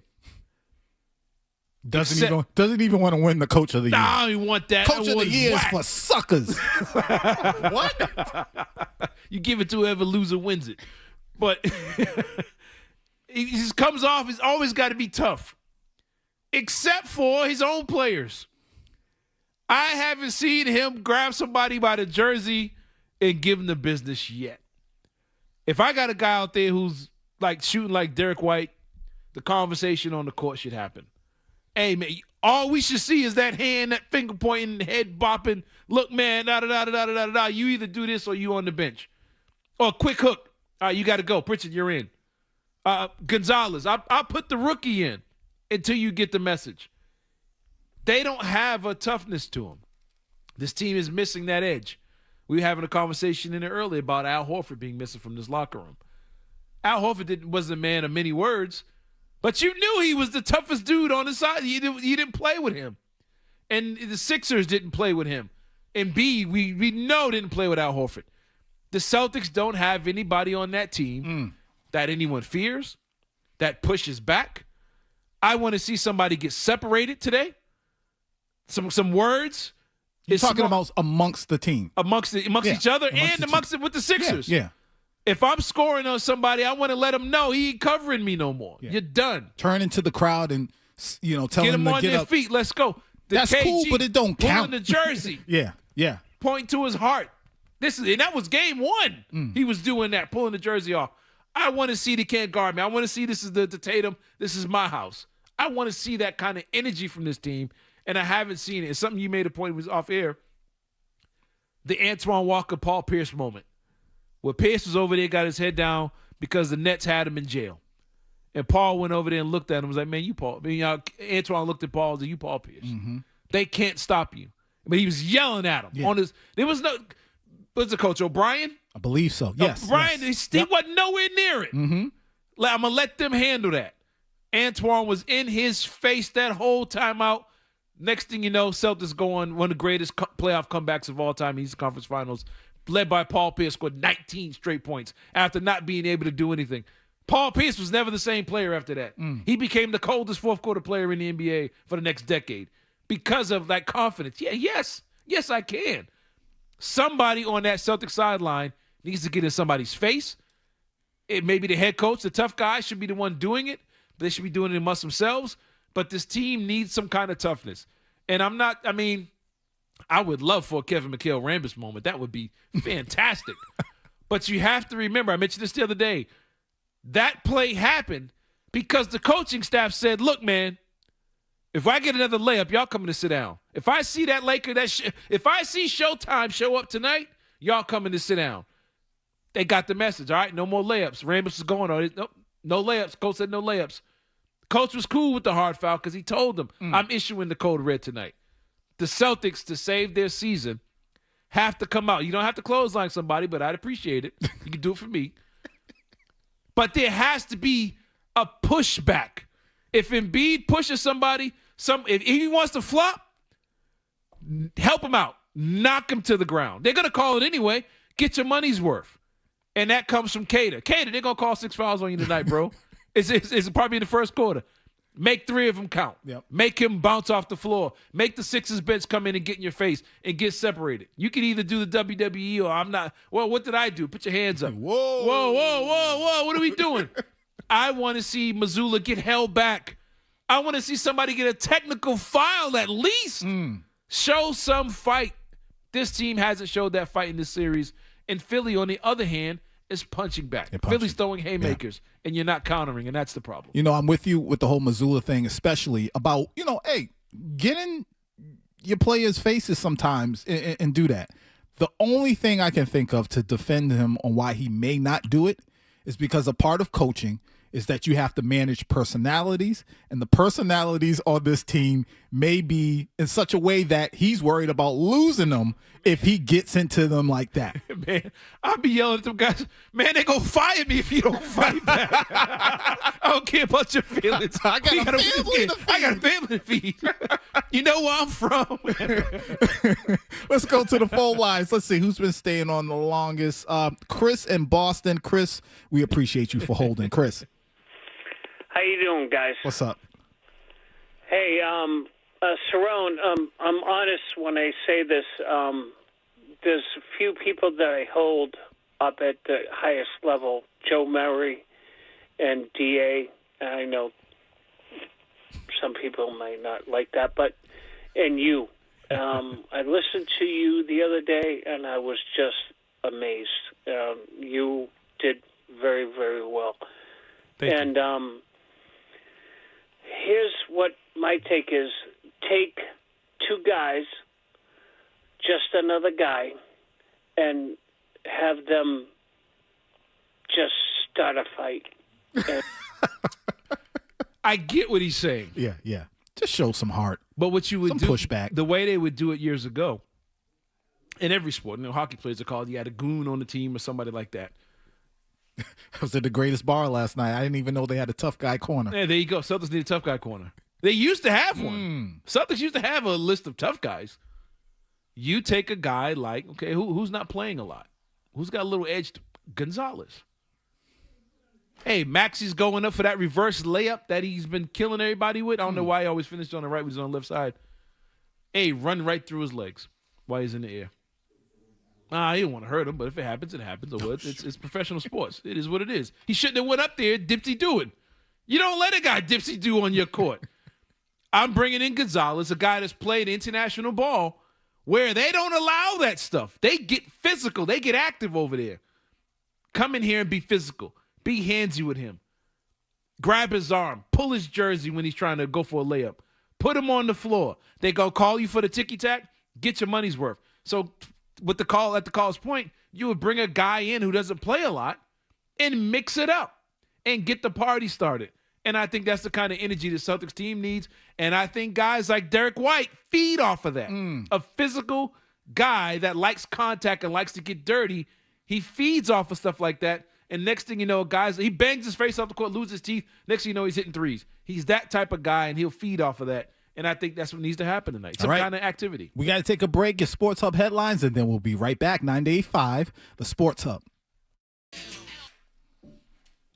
From the Town Fair Tiger Studios, this is Boston's home for sports.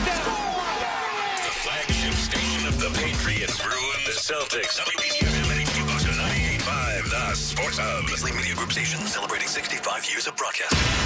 Sports Hub headlines. Find the Bruins fan in your life and give them a hug this morning because the season is over for the Bruins. They were put to sleep after losing Game 6 to the Sabres 4-1. Let's keep it moving. The Lightning beat the Canadiens 1-0 in overtime to force a Game 7.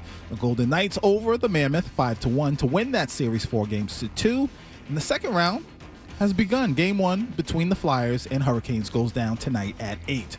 Moving on to baseball, the Red Sox over the Astros 3-1. They'll play each other again this afternoon at 4:10.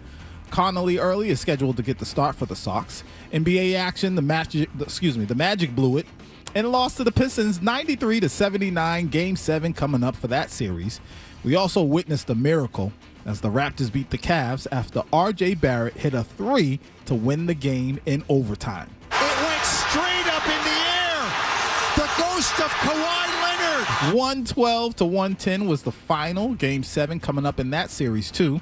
The Lakers over the Rockets 98-78 to win the series 4-2. Game 7 between the Celtics and Sixers tonight at 7:30. You can catch all the action right here on 98.5 The Sports Hub.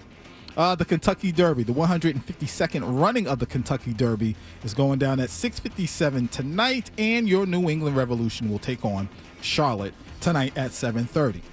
The Sports Hub headlines are brought to you by DN Van Lines. Take the chance out of your move and make the sure bet with DN Van Lines, an approved mover of the Department of Defense. DNVanlines.com. I'm Leroy Cerrone, and yes, your next update is in an hour. Listen to it, laugh at it, get mad at it, agree with it, argue about it. It is Boston Sports. Boston Sports. And it is all we do. 98.5, The Sports Hub. Two local guys, lots of local sports talk. Leroy and Cerrone battle on Boston's home for sports. 98.5. I need to focus. A Fendi bag and a bad attitude. I need to focus. Focus, people. What about the children? I need the Celtics to focus, too. It's Game 7. You don't want to be embarrassed and go home. And in the first round? Cerrone, do you mind if we go back to the phone lines? It's all about the people. All right, let's go to Al in Dorchester. Al. Hey, guys, what's up? How you doing? Doing pretty good.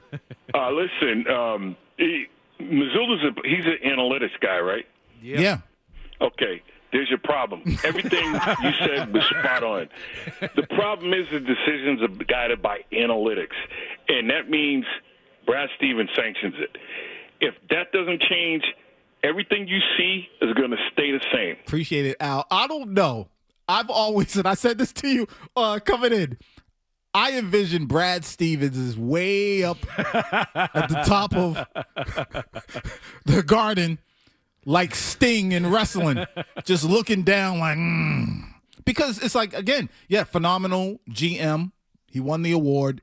But at the same time, let's be honest, that's a phenomenal coach, too. For whatever reason, he just couldn't get through to the younger players. He didn't have the talent. Yeah, but his X's and O's. He didn't have. Imagine he was in the conference finals with Isaiah Thomas, Avery Bradley, Jake Crowder, Jonas Jerebko, and Adam came in. What's the center? Desmond Bain? What was the center's name? Not Bain.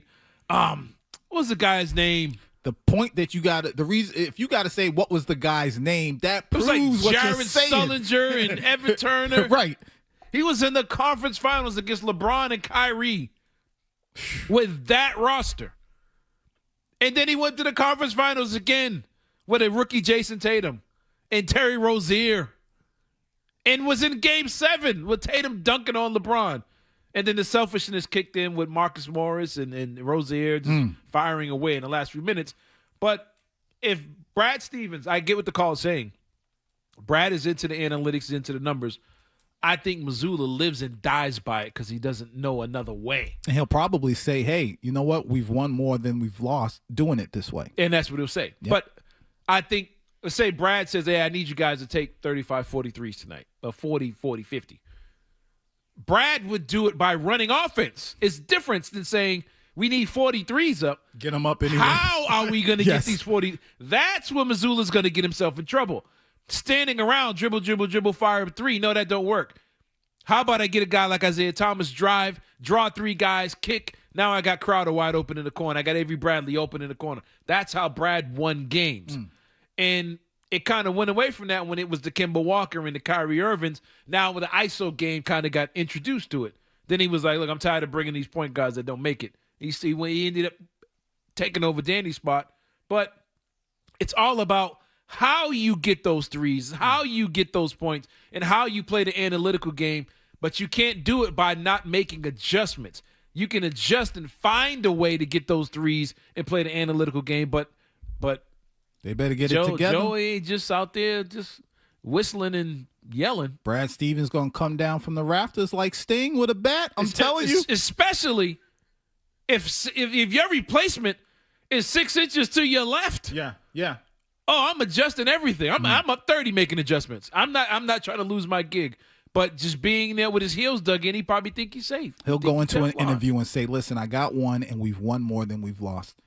That would be his argument. And I would say in the 3 series you lost, you were the favorite in all 3. There you go. Let's go to Jeff in Hyde Park, who also, I believe, wants to talk about Missoula. Jeff. Hey, thanks for clicking, Jeff Call, man. Appreciate you guys. No doubt. I basically wanted to say I don't think it's the players. I think it's more on it is the players, but I think it's more on the coaching staff. And I don't think Joe Mazzulla is making Jaylen Brown and everybody on the court, Tatum, better players in the long run.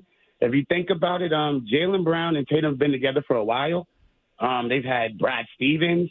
They've had Ime Udoka. And when it was Brad Stevens, he was making play calls, so they learned to do play calls. When it was Ime Udoka, they was playing defense. They made the championship.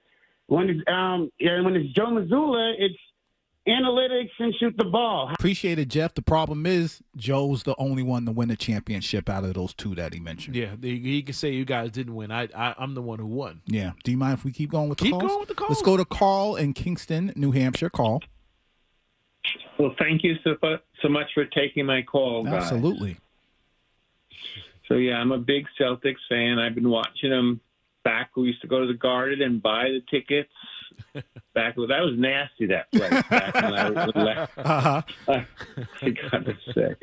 But I did want to focus in on the centers. I mean, you have Joel Embiid, who, he's a former MVP, but he's not moving well. But we can't even come close to containing him. We've lost Al. Let me ask you a question. If we had Kristoff playing well, do you think the series would be over? Appreciate it. I mean, obviously, if he didn't, I think so, yes. If he's not dealing with he'd probably be hurt right by now. Yeah, unfortunately. Unfortunately, he'd still be here if he stayed healthy. Go ahead, I'm sorry. This guy mentioned center. I don't want to forget. You said on Felger and Mazin, yes, you were the first one to say this. I don't care what anybody else says, even though I'm starting to hear other people give it as a take as if they came up with this. You said you wouldn't mind seeing Jason Tatum play the 5. Can you please explain to us how that works? Well, the first thing I'm going to say, I'm going to get this out the way quickly. A lot of people say, well, he can't defend Embiid. He's too small. And to that I say, well, if you have a small lineup in, you double. You don't even let him get the ball. You don't catch it. You don't let him catch it because you're quicker. You're faster. Jason Tatum is a good 6'10" with long arms. That being said, you double team him in the paint. You got since you got a small lineup, you're able to now rotate. You're able to move with the ball. You're able to trap. You're able to be fast. And Embiid, he has workouts with Tatum. There's several videos of them going one-on-one. You have Joel Embiid. You have several clips and evidence of Jason Tatum one-on-one with Embiid. He sound like one of those pastors on the AM stations. Can you play that again? You have Joel Embiid. And God said. Anyways, but Joel Embiid, they've practiced together. We've seen them go one-on-one before. But on the offensive end, Embiid now has to defend somebody. He can't sit there and catch his breath on defense because it's Cater or it's Garza or it's Vucevic. He's able to. I think with Vucevic and Garza, he still has to go out and play the 3. Yep. If it's Jason Tatum, he got to come way out now. Now I'm pulling. Now I want the Celtics to be on the perimeter because now Embiid is way out here. So now if Derek White beats his man, that's 2. It's a layup. But what if they decide to play zone defense? That's murderous. That's death sentence against the Celtics. Yep. Because now White, Pritchard, Brown, Tatum, those 3s are now open 3s. So to be clear, that's the 5 that you would have on the floor with Tatum at the 5. I would have Pritchard at point, always bringing the ball up. We can make that clear. Pritchard bringing your ball as your point guard. Derek White at the 2. I'm putting the third guy. Okay, let's say it's Hauser or Jordan Walsh. I'm putting Hauser out there because they're gonna zone up. I'm putting Hauser out there to help stretch the floor. Jaylen Brown with them shoulders, he's my power forward now. Jason Tatum's my center because he's got the height. In today's NBA, he's got the height. And to be clear, you're not saying this is your starting 5. This is his stretches. Situational. If I'm looking over and Embiid's bent over and he's sweating, he's got the Tommy Hearns. Oh, yeah. Let's go with a small lineup. He's got the Hitman Hearns here. Let's go with the lineup. And just Google Tommy Hearns and what's the great fight? Sugar Ray? No, Hitman and Holyfield. I mean, not Holyfield. Marvelous. Hagler, yeah. Hagler, the greatest round probably in boxing history. Yep. It's sweating. Juice everywhere. All in everybody's eyes. But I'm going with that small lineup. And you can call it your NASCAR lineup. You can call it your sprint lineup, whatever you want. Indy 500. We are running Embiid into the floor. And he's going to have to defend Tatum 30 feet away. I think Embiid defending Tatum away from the basket is more of a mismatch than Embiid trying to score on Tatum and Brown on the low block when they're double teaming and trapping him. I want to see if you're a good passer. And now, if you're playing the switch game, if Maxey was switching, Maxey now is going to have to he's going to have Tatum on him, he's going to have Brown on him, he's going to have Derek White, he's going to have Peyton Pritchard. The switch works everywhere now. You just always keep one of your bigger guys near Embiid and you double him. And when that ball hits the rim, everybody take off sprinting the other way. And we're going to run him into the ground and make them make the next adjustment and use their very weak depth on that Sixers roster against yours. All right, we got to keep it going with the Celtics. It's their day. Big game tonight. Game 6 with the Sixers going down at 7:30. Phone lines are absolutely loaded. We'll get you in so you can just express and tell us how you feel, get things off your chest. We'll do that next. Leroy and Cerrone, 985 The Sports Hub.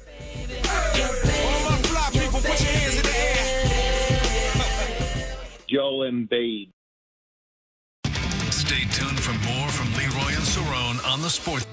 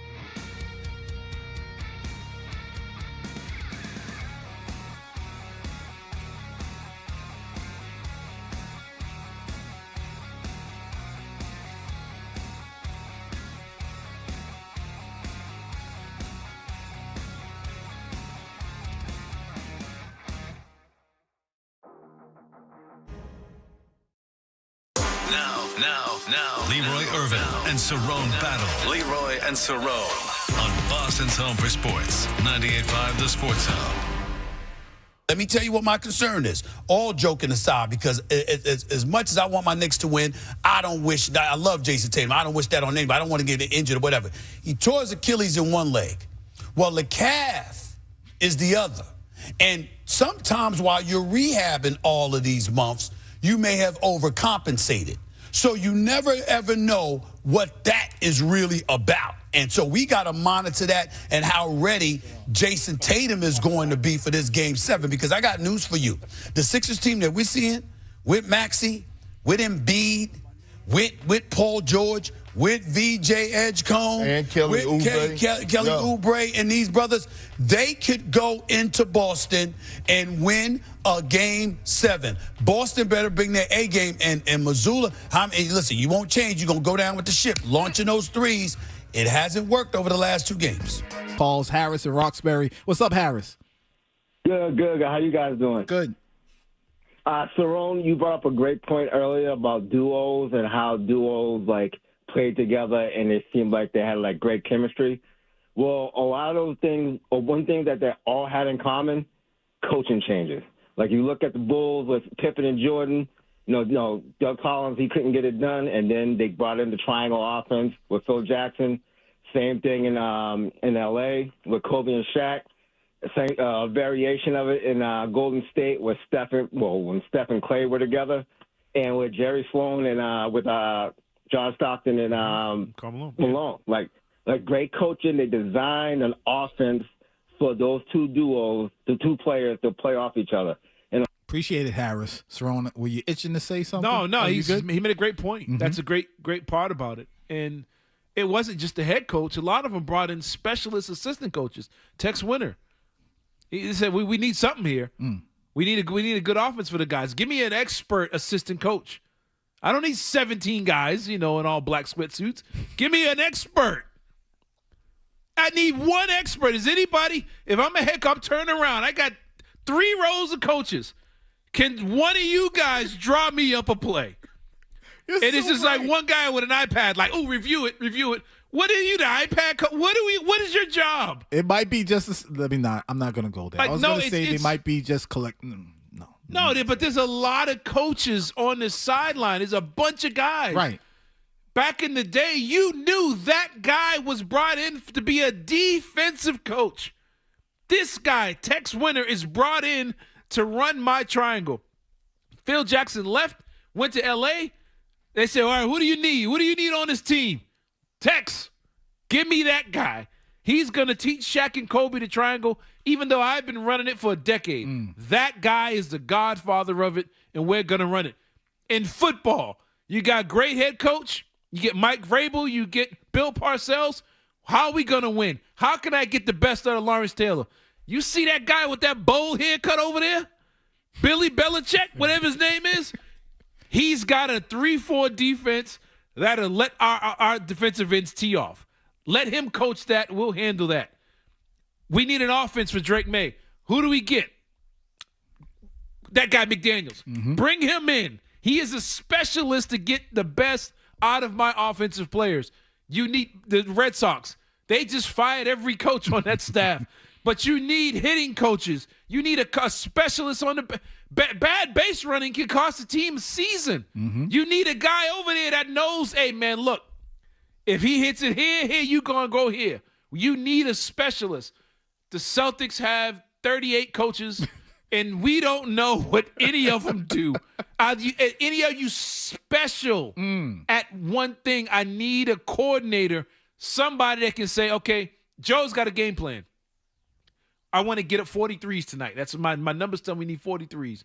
You need a guy that you can look at and say, Coach, I'm on it. I got it. We're going to penetrate and kick. We're going to draw double teams. We're going to do it out of the low post. We're going to get Tatum on the post against Edgecombe. And when the double team comes, I'm going to have Hauser here. I'm going to have Derek White here, Pritchard up top. When the double team comes, I'm going to kick it over here. We're going to get 3s on the wings. Okay, they're playing zone. I tell you what, I'm going to put Hauser in the corner. I'll put Jaylen Brown in that corner where he's an elite three-point shooter. I'm going to have two guys setting screens for that zone guy so my three-point shooters in the corners are wide open with Pritchard and Tatum up top running the two-man game. That's what you need. This team doesn't have specialists that can run good offenses. Shout out to the caller. I think his name was Harris. He's spot on.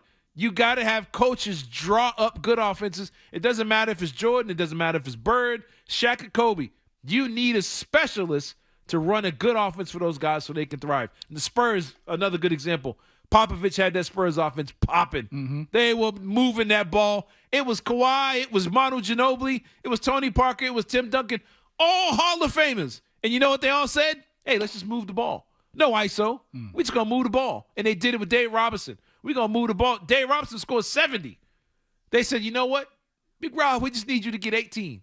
But we're going to move the ball around. We're going to win championships. But you got to have a team of players who are willing to do that. You got to have a team, but you got to have a coaching staff that puts it in their mind in August. This is what we are going to do. Not can we do it. This is what we're going to do. Not what would you like to do. What would you like to do? And that's the problem in the NBA. What do you guys want to do? Hey, James Harden, okay, let's ISO for 40 minutes. Yep. Get mine. Let's go to John in Boston. John. Hey, guys. What's Great up? show. Appreciate it. Yeah, one of the things I think that's going on with the Celtics that really drives me nuts is every time the game gets kind of tight, for some reason, Mazzulla, it's like he's afraid to approach or challenge Tatum or Brown. He allows Tatum and Brown to bring the ball up.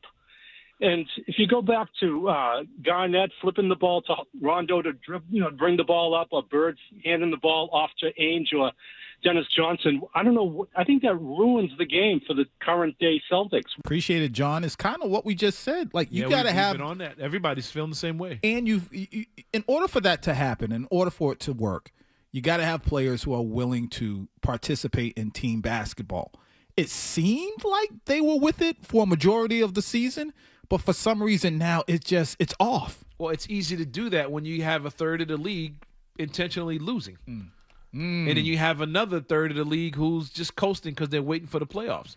So when you're playing hard trying to prove to everybody that it's not a gap year, you're playing playoff ball from game one. So you're playing hard all year. I'll show them. I heard all the critics say we weren't gonna do nothing without Tatum. So you're maxing out, where everybody else is kind of just coasting, either trying to lose or just waiting for the playoffs to get there. Sixers. My thing was, let's just get in. We'll just get in. We'll make noise when we get in. You were trying to prove to 98.5 that it wasn't a gap year. But now everybody's playing hard, and it's like, well, how come you can't move the ball no more? How come you can't rebound? How come you can't defend? Oh, because you done maxed out. Now everybody else is going to another level that you can't reach. And now got yourself in a dogfight, and things are different. But this team, the NBA in general, I know we're going to have a conversation about that. The NBA in general has a major issue without true point guards in the league, and it's costing teams playoff wins, costing teams their seasons. The Houston Rockets lost Van Fleet, and they're a mess because they simply didn't have a floor general. And we're seeing it all over the league, and we're seeing it with the Celtics team right now by not running things through their point guard and Peyton Pritchard. Speaking of point guards, let's go to Cam and Avon. What's up, Cam? Yeah, you basically just made my point.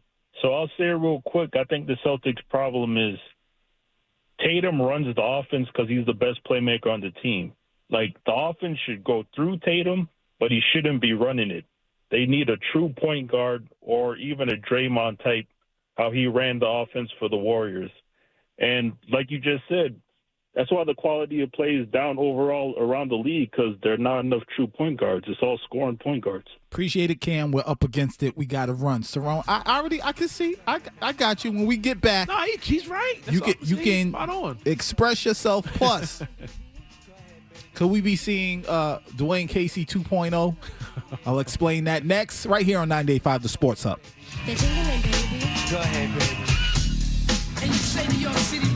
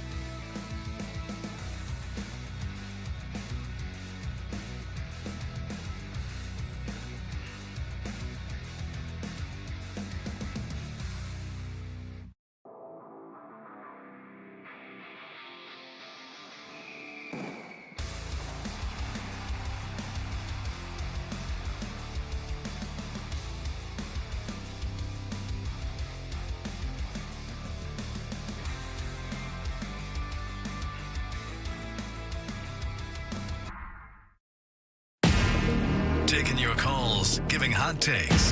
Leroy and Cerrone battle on 98.5 The Sports Hub.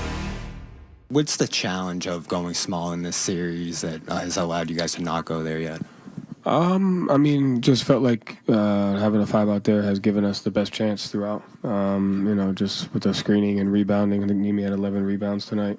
I think they're playing their size, and we just kind of like what those 5s are giving us. All right, Celtics. May not be Cali. Y'all might be going back to Cancun. You better get it right. It's the Leroy and Cerrone Show, 98.5 The Sports Hub. Big game tonight. Everybody wants to talk about the Celtics. And just so you know, Cerrone and I, we put in a lot of work every single time we show up, whether together or separately. There's a lot of stuff we wanted to talk about today, but we can't because everybody wants to talk about the Celtics. Phone lines are lit. Let's go to the phone lines. Bob in good old Everett. Bob, are you at the casino? No. Okay. I'm getting ready to get to the couch and get ready for Game 7. There you go. Before I get to my 2 quick Celtics points, I'm on granddad duty today, and I took my 3-year-old to the Children's Museum in Peabody. Great take. Nice. And she's coughing in the back seat.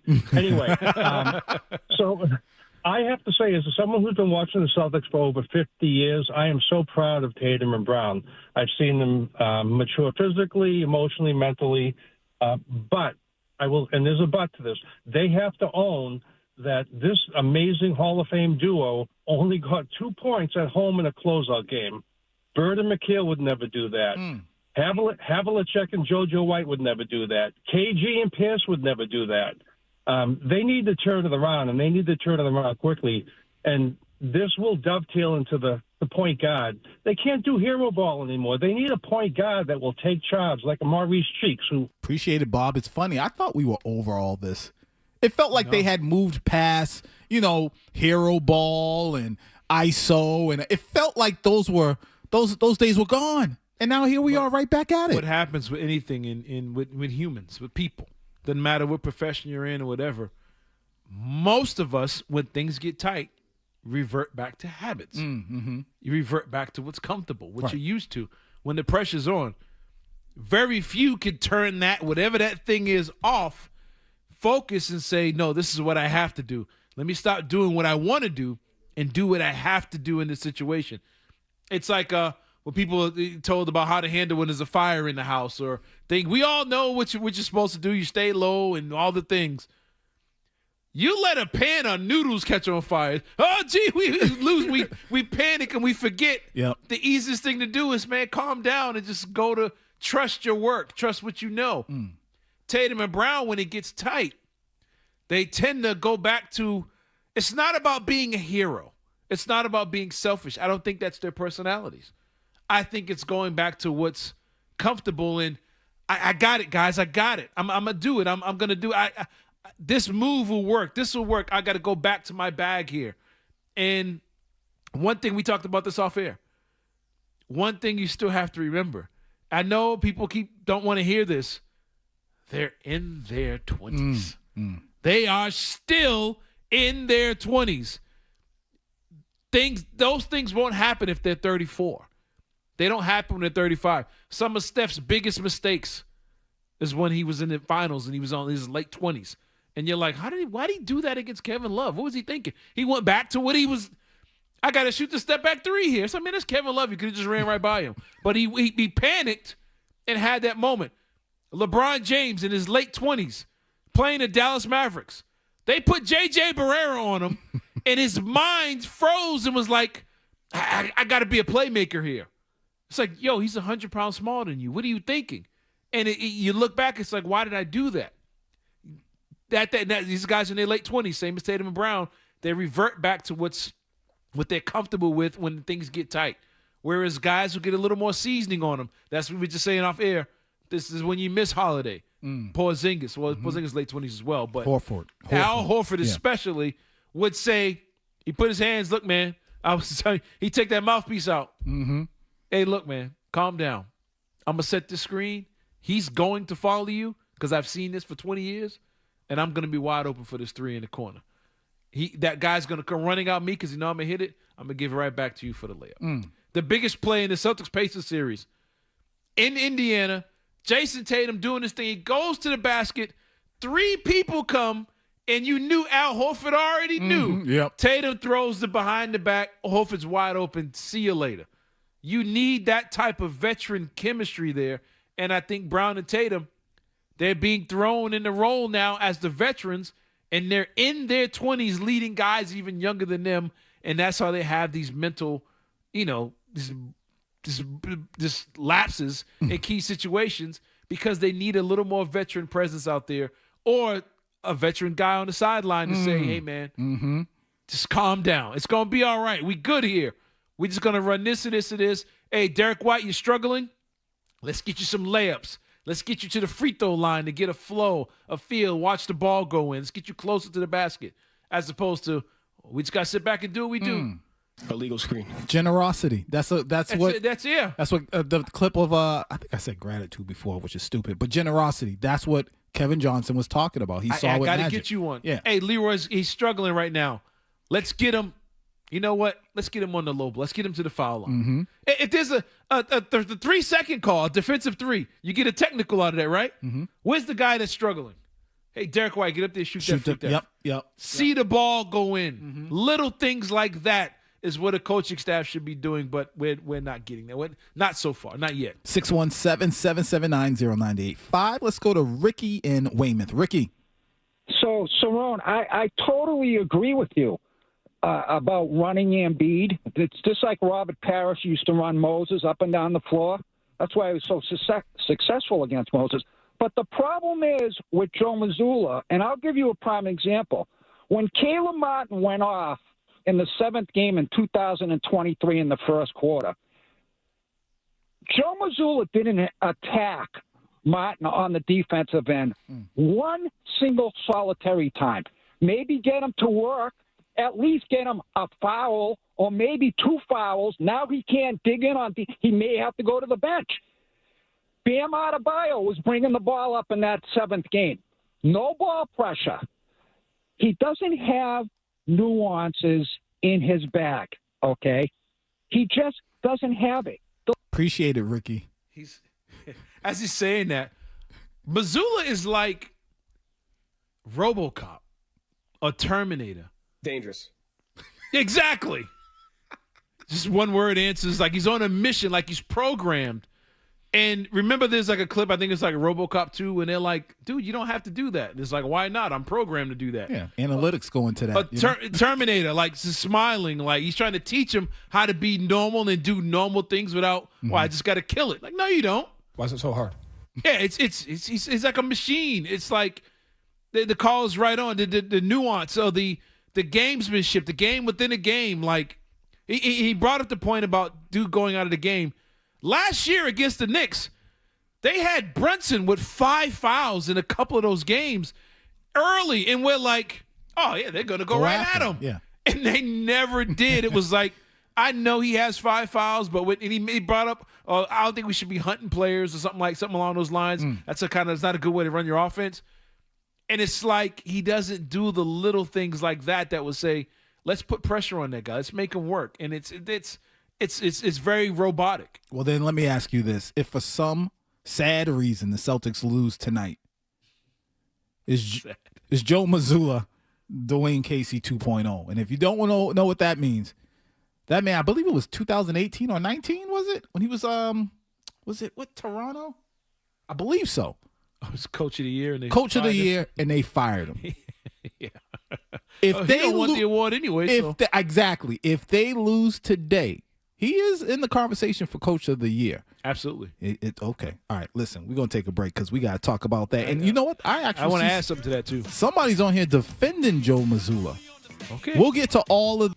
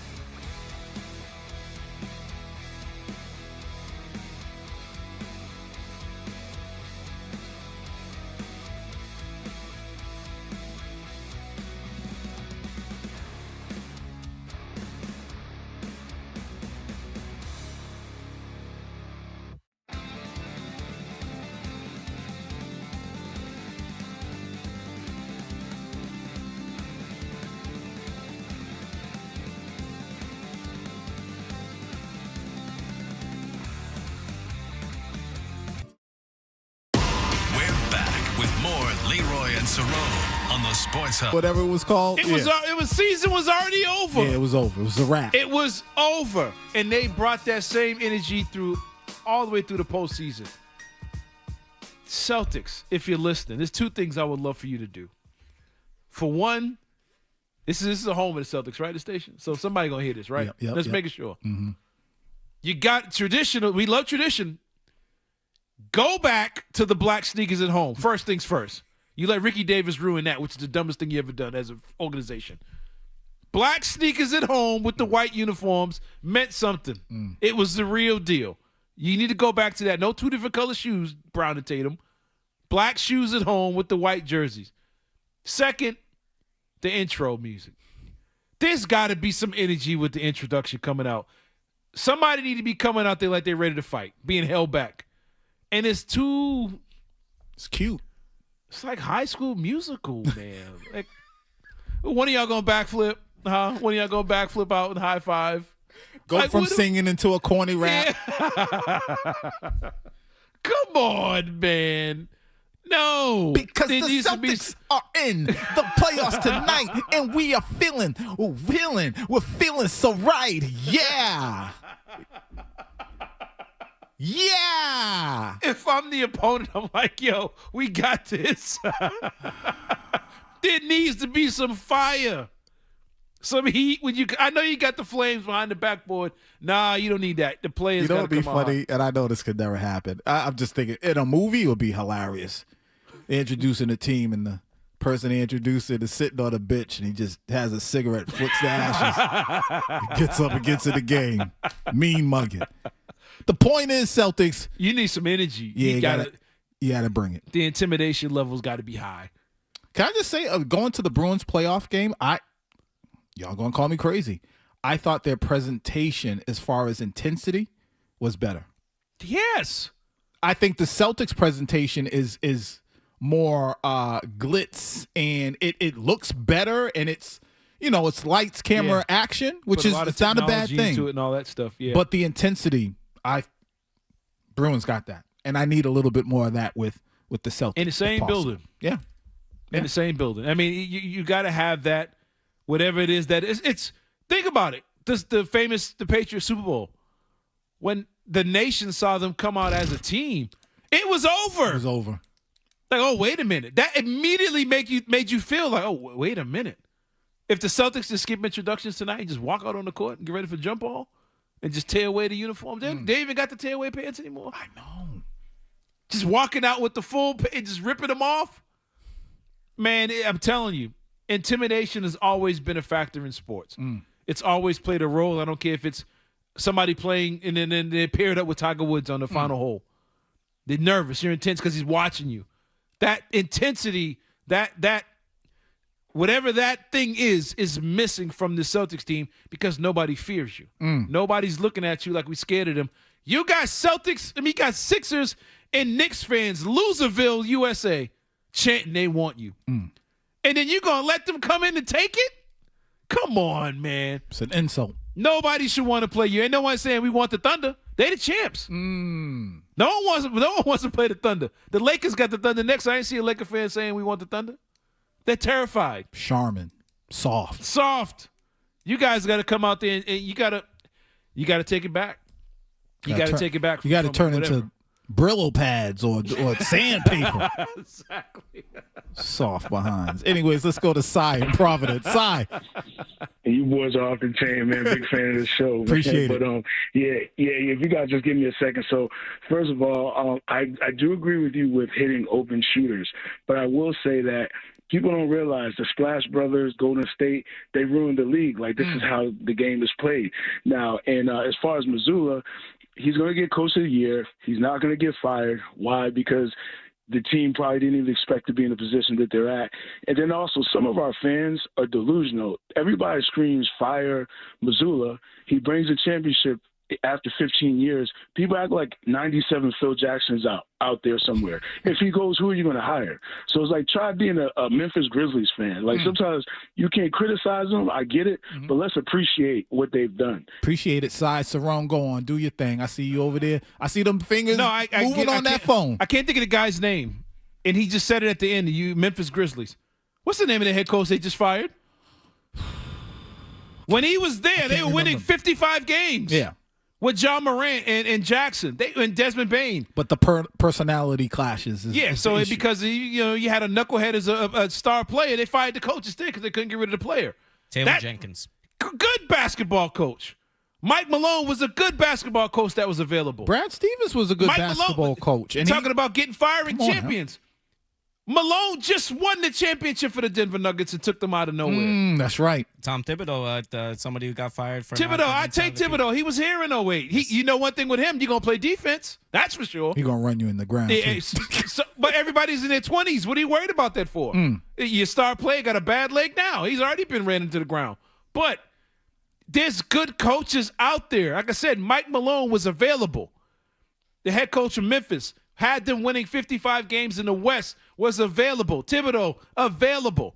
And as far as guys winning championships and being fired, Doc Rivers got sent out the door because he didn't win enough with what he had. And that's been the thing that's followed Doc Rivers around the NBA. If you go over all the Hall of Fame players that man has had, he came in with Tracy McGrady and Grant Hill and Dwight Howard. Then he comes to the Celtics. You got Paul Pierce, you got Ray Allen, and Rondo ended up being a great player. Tony Allen was an all-defensive player in the league. Al Jefferson was an all-star, an elite post player. All this talent that came in, he got one ring out of that. Then he goes west. He takes over Vinny Del Negro, 57-win Clippers team. I don't think he won 57 games again with the Clippers. And they were Lob City. That team had 3 Hall of Famers as well, and this man had 1 ring. Now he gets Giannis and Dame Lillard. Still didn't win. There's good coaches available. But a lot of these guys aren't – the guys who win, a lot of them are good coaches because they win a championship. They were good coaches because they didn't get in the way of a team winning a championship. Mazzulla's job was, hey, man, Brad gave him this is a championship roster. Your job is to not mess this up. And he didn't. That's all he had to do was just keep it together. He didn't come in and X's and O's his way to that championship. Just don't get in the way. The talent's going to win it for you. Now that the talent is depleted, he has to think his way through it, and we're like, man, what's wrong with him? Because he's learning on the fly. And Mazzulla, we said Tatum and Brown are still in their 20s. Mazzulla's still young, too. He got a lot to learn about being a head coach. He was thrown in that position as a young man. He has a ways to go. He could be an elite head coach by the time he's 50 years old or in his 40s, late 40s. He still has to get there, and I don't know if he's there yet. But don't say there's not good coaches available. There's great coaches out there all over the place. People going to laugh and hang up their phones or whatever. There's great coaches on the college level. With this roster, man, I bring a Calipari in a minute. They'd be in the NBA Finals in a heartbeat because he's seen a ton of basketball and he knows how to coach egos. There's more ego at Kentucky than there is in the Celtics locker room when he was there. Same thing with I know you don't want to hear his name no more, but I'm bringing him up anyway, Rick Pitino. Yeah. They've seen ego and they've dealt with star players. With this roster, not Eric Strickland and Walter McCarty with what's the name had back in the day. With this roster, with those coaches, they'll get out the way. Tony Doak. Yeah, they'll get out the way and let them handle it. But there's good coaches available. You didn't know who Joe Mazzulla was until you got the job either. That's true. 617-779-0985 is the number. Going to take a quick break. Sports Hub headlines, and when we get back, a quick, and I mean absolutely quick, entertainment report, and then right back on to the Celtics. It's a LL Cool J Music Saturday. Leroy and Cerrone, 98.5, the Sports Hub.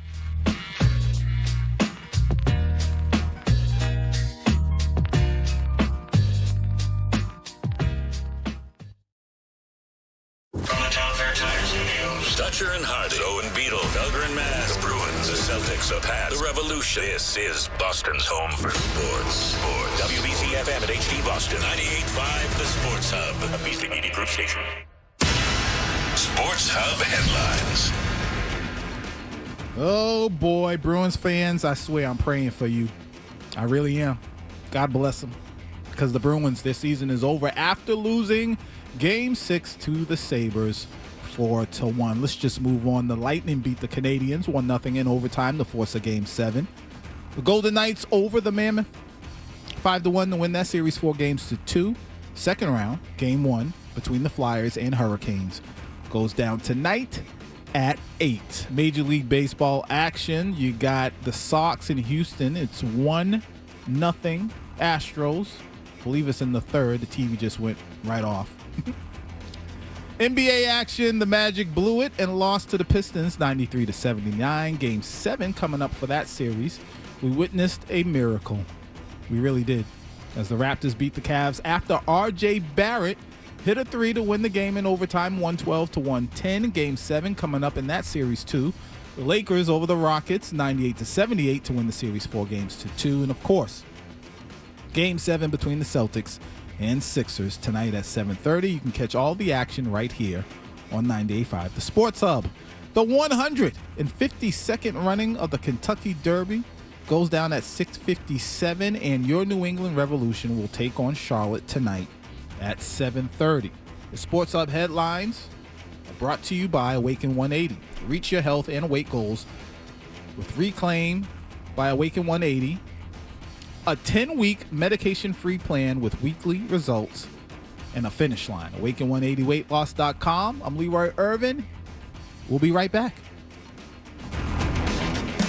This is what happens when analysts take over the games, take over the sport. This is where you talk sports. It happens all the time. The Sports Hub. Now, Leroy Irvin and Cerrone battle.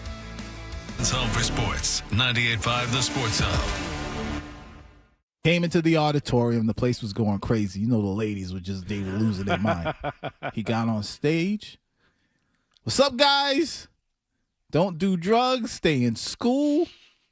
I'm out. Walked off stage. No song, no nothing. The school lost it. The auditorium turned into pandemonium.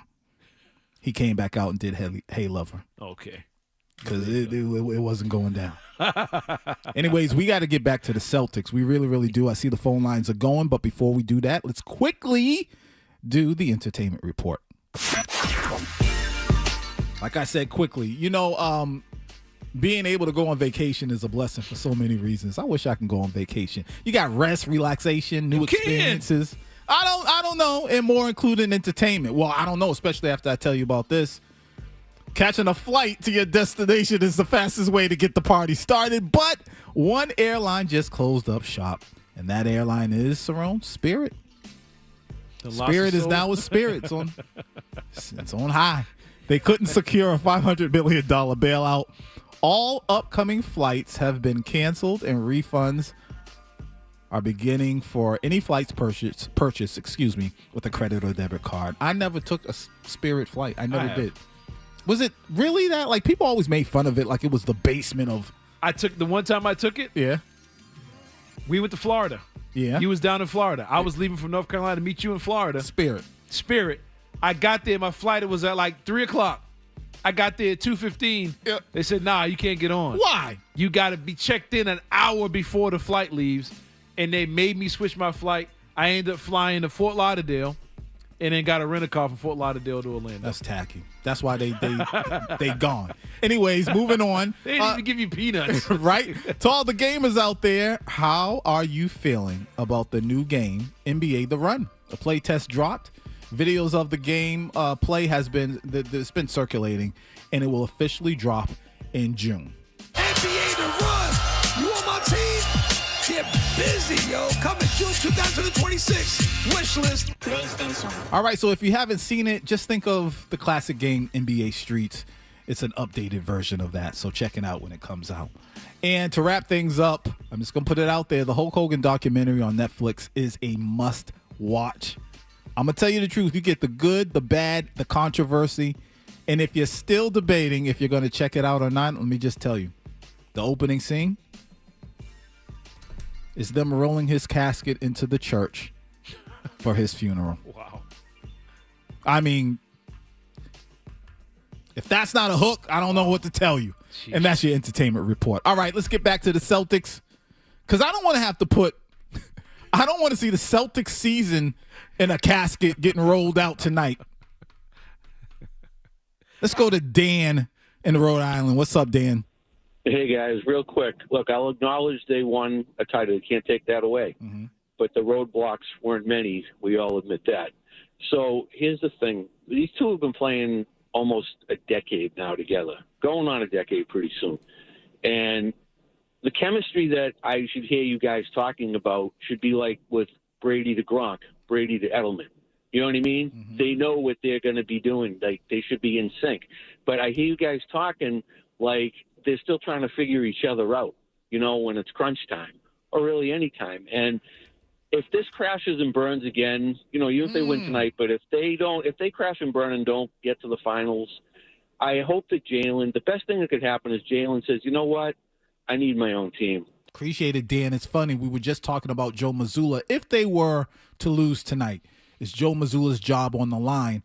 And then let's just move forward. Hey, Cerrone, if they lose tonight, is it really time to think about breaking up JB and JT? A lot of people say that stuff in sports. It's time to break it up. It's time to break it up. And break it up to do what? Mm-hmm. There's teams that broken up in '88 because they couldn't beat Bird and Magic, and they've been broken since the '80s. Some teams. Would you do it if you can get Giannis in return? I don't want Giannis in return. Okay. And Giannis here, you're getting the ghost of Giannis, the shell of Giannis. If he's not winning in Milwaukee, why do I want him here? He can't get Milwaukee to the playoffs. But it's like, yeah, you want the name, Giannis. Giannis, he has a diva-ness to him too.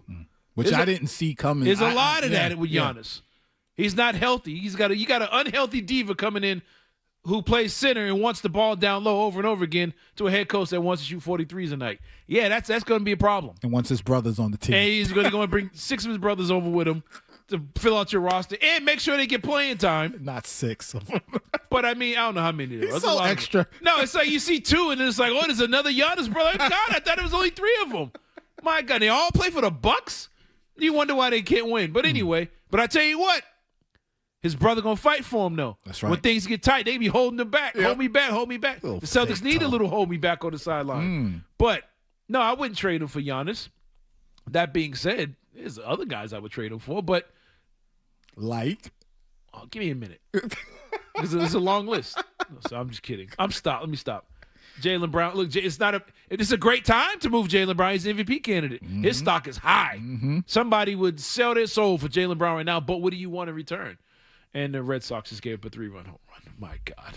It's just everybody at Fenway, just go ahead and head down to the Garden now. Just get in and take the trains, a few stops down. You can even walk from there to the Garden.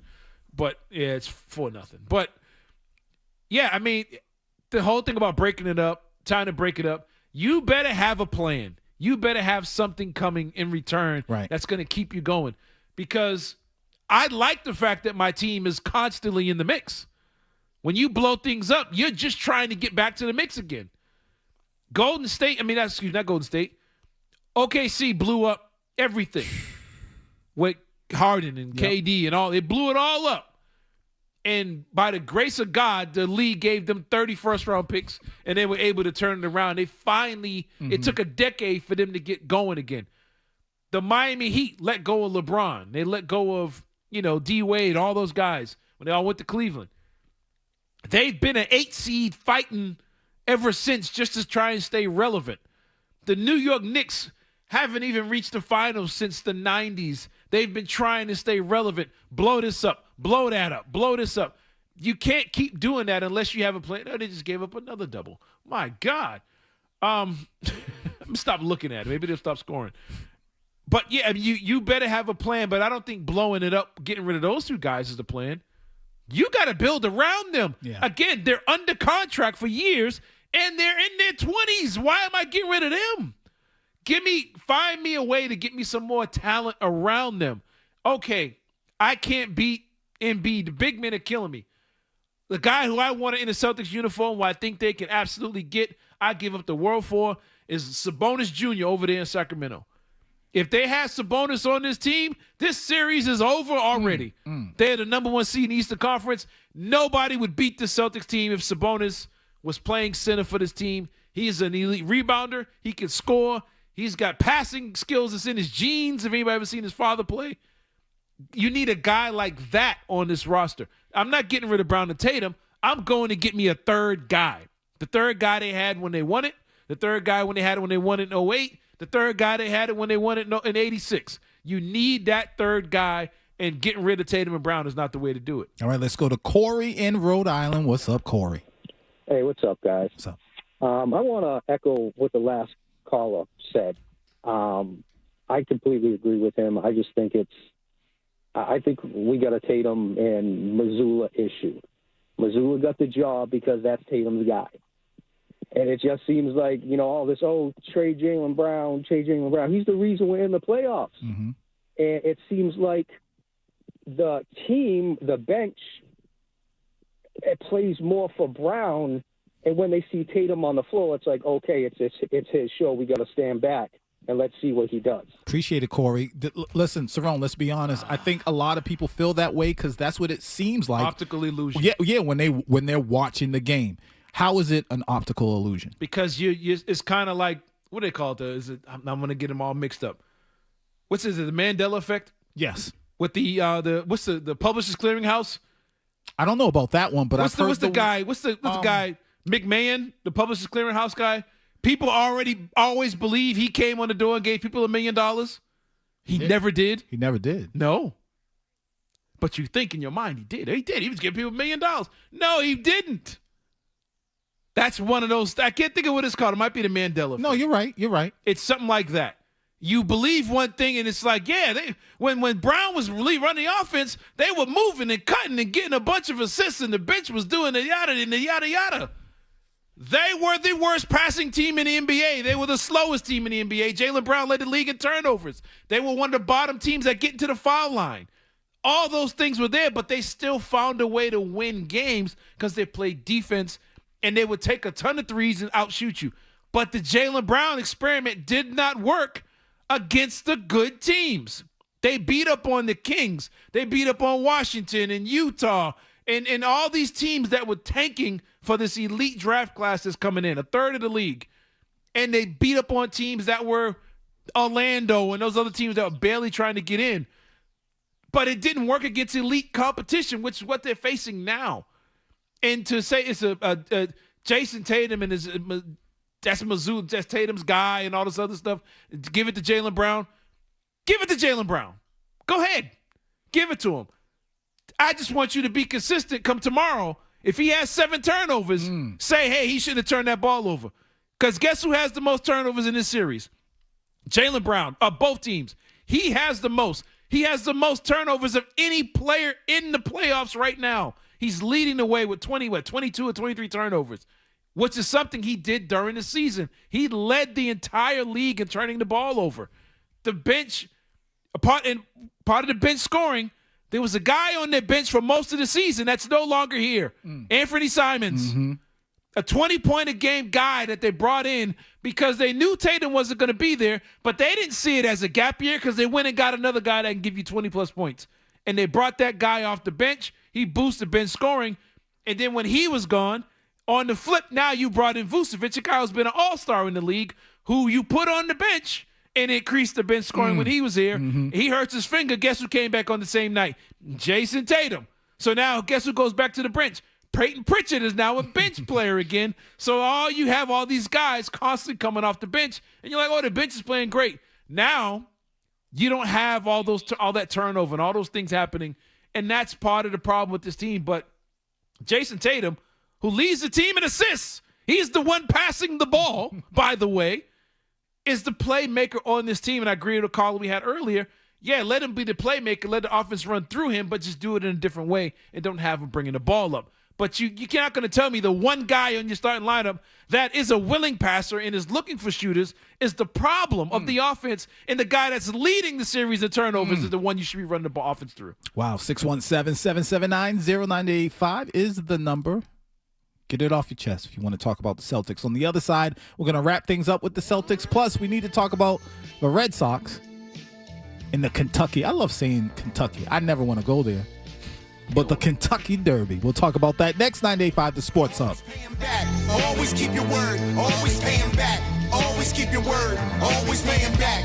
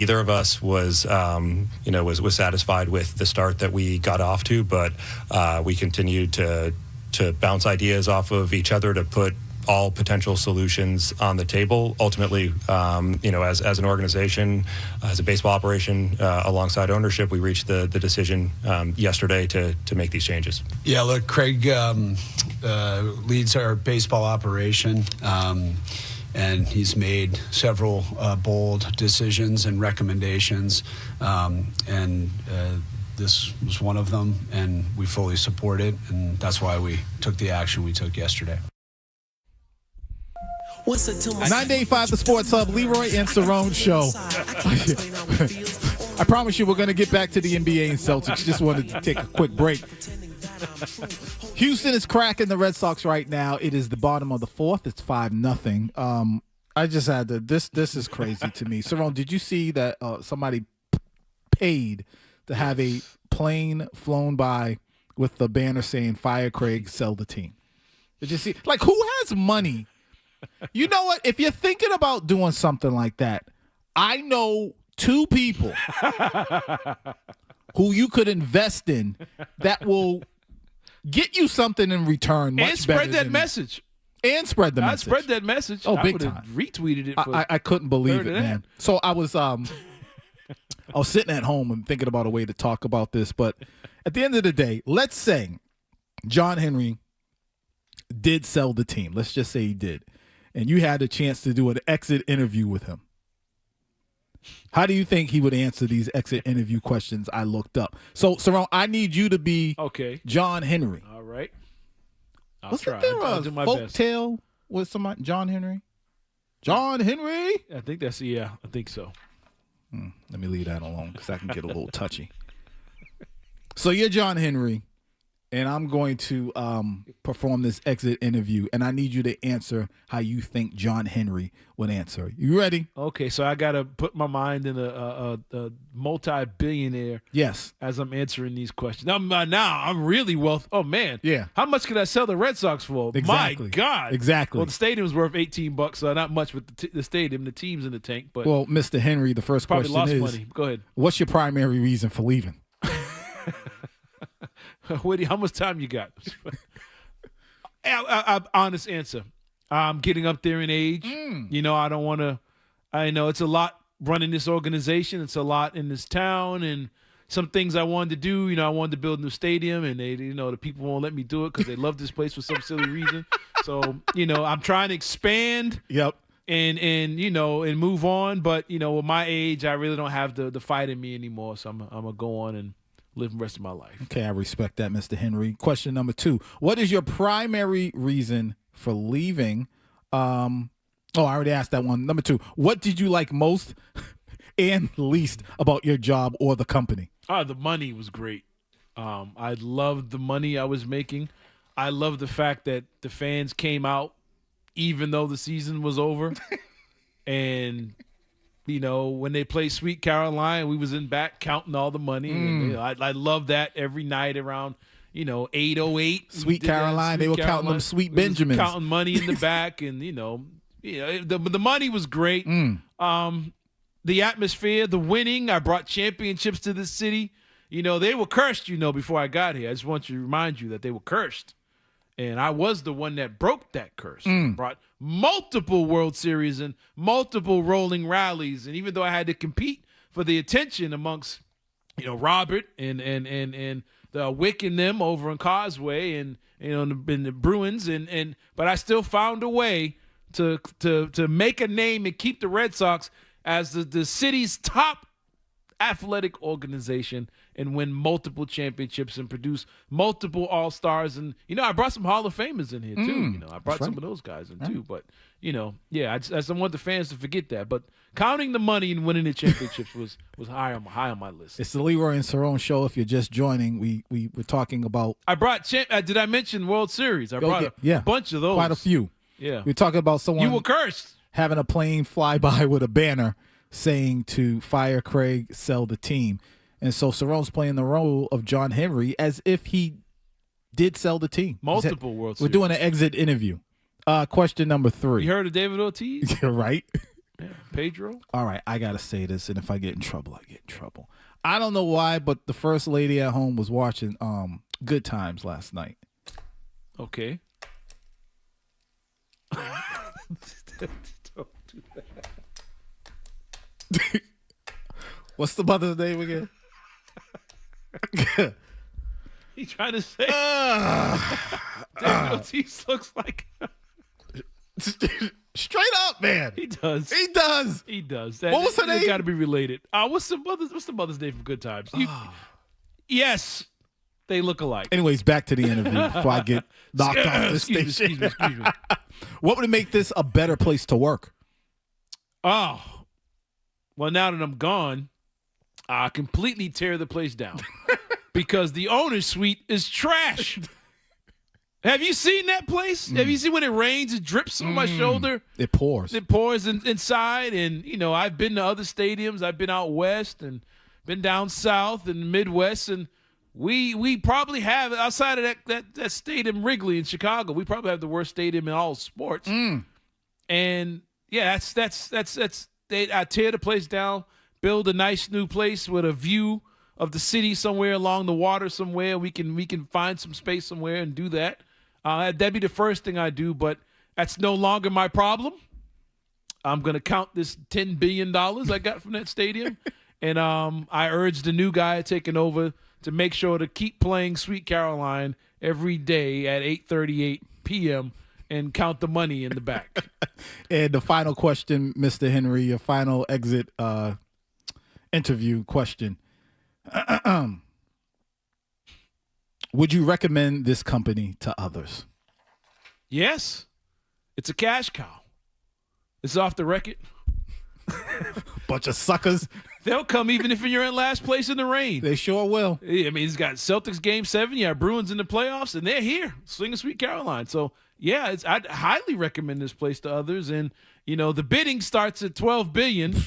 By the way, did I say that already? I brought multiple championships, so there's a big shoes to fill and multiple Hall of Famers. I don't know if I mentioned that yet, but yeah, I'd highly recommend this organization to somebody, preferably some tech billionaire along the lines that can afford the $12 billion I'm asking for this lovely stadium that drips in the owner's suite, and this baseball team that's in last place with no hope for the future. There you go. We appreciate it, Mr. Henry. By the way, that I put together. By the way, the Red Sox are getting cracked. It is that I can't see. Is that does that say this? Oh, top of the fifth. But 5-0. Real quick though, I would say this: for those who are saying he needs to sell the team, whatever, wouldn't it be better for him to build a championship team and increase the value before he wants to sell the team? Why would he sell a team in last place and cost himself a couple $1 billion and not pull off like what the Dodgers did and just go all in right quick? Yeah. I'm gonna throw $1 billion on my roster. That way, when I sell this bad boy, it's worth $3 billion more because I got an elite. Look what I got. I think it's because the brand is bigger than competition right now for the Red Sox. The brand is it's ridiculous. It's Coca-Cola. Yeah. Yeah, you're right. Remember how old school cats used to bring? They used to always, it's a brand like Coca-Cola, Pepsi, Sears. It's a real company. Ford, GM, Chrysler. Well, you know what? After this conversation, I decided I'm not selling this team because they're going to keep coming out. It's going to print money, and you can bury me in this owner suite. All right, let's take a quick break. We got about 2 more breaks. We got to talk about the Kentucky Derby real quick. And then right before pregame for the Celtics, final thoughts on the Celtics. What's going to happen tonight? We'll get to it next.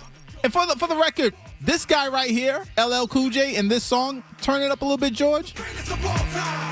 He's the one that came up with GOAT, the greatest of all time. Okay? It's 98.5 The Sports Hub. France, Japan, London, Africa, bow to the master, the GOAT, the greatest of all time. The greatest of all time.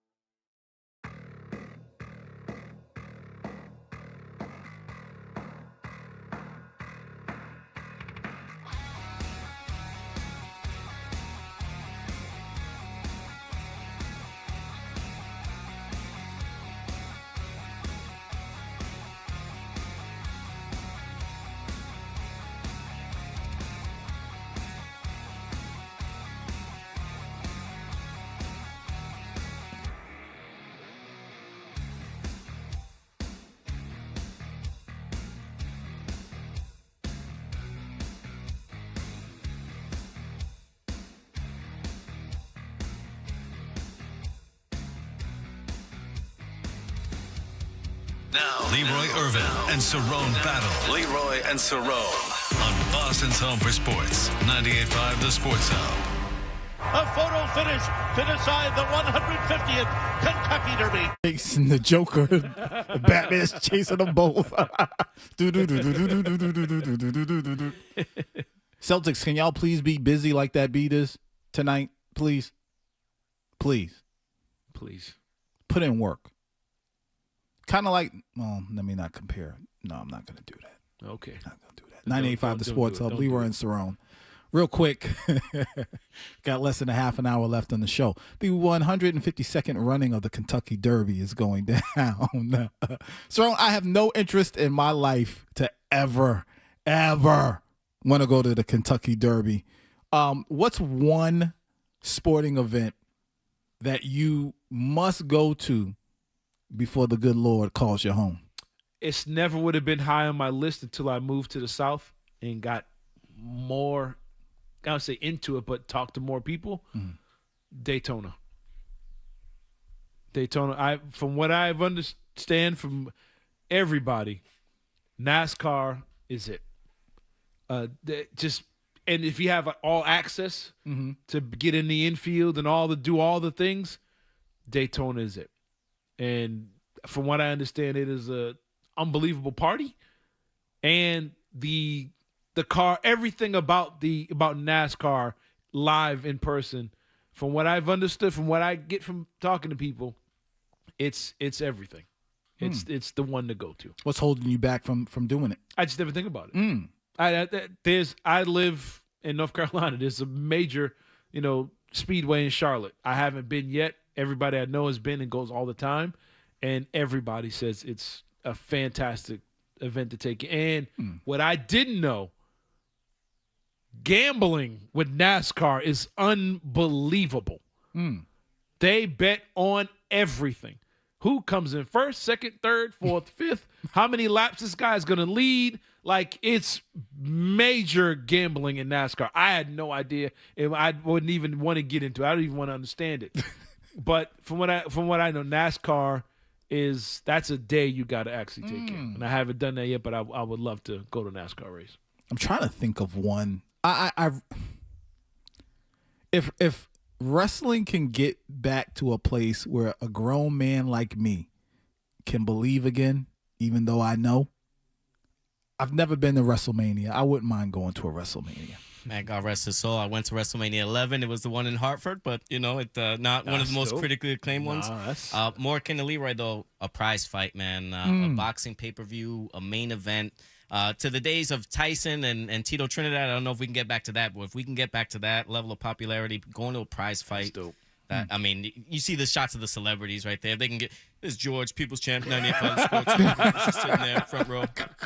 That's a boxing match. That would be tough. A good boxing match. That'd be cool. It's funny. There's three of us in here on air being able to talk about it, and no one mentioned the Super Bowl. Have you been? I've never been, but I'm not. I want to watch that. I want to watch that on TV. That's an event. I'd get more joy of that on TV, even if it's my team. I want to watch that on TV. Like, is it because being around family, the commercials? No, I think I'd enjoy it more. Like, for example, halftime shows. I don't want to see them in person because I think they're made for TV. Yes. I think the camera angles and like the Bad Bunny stuff, everything. I don't want to see the back of the stage and him because it's made for TV. What was the kid? The Weeknd, when he was running through the inside, all that stuff. You won't see that at the game. You got to look on the Jumbotron. Like, what is he doing? But at home, you get to see all that type of stuff. Cerrone, we have breaking news.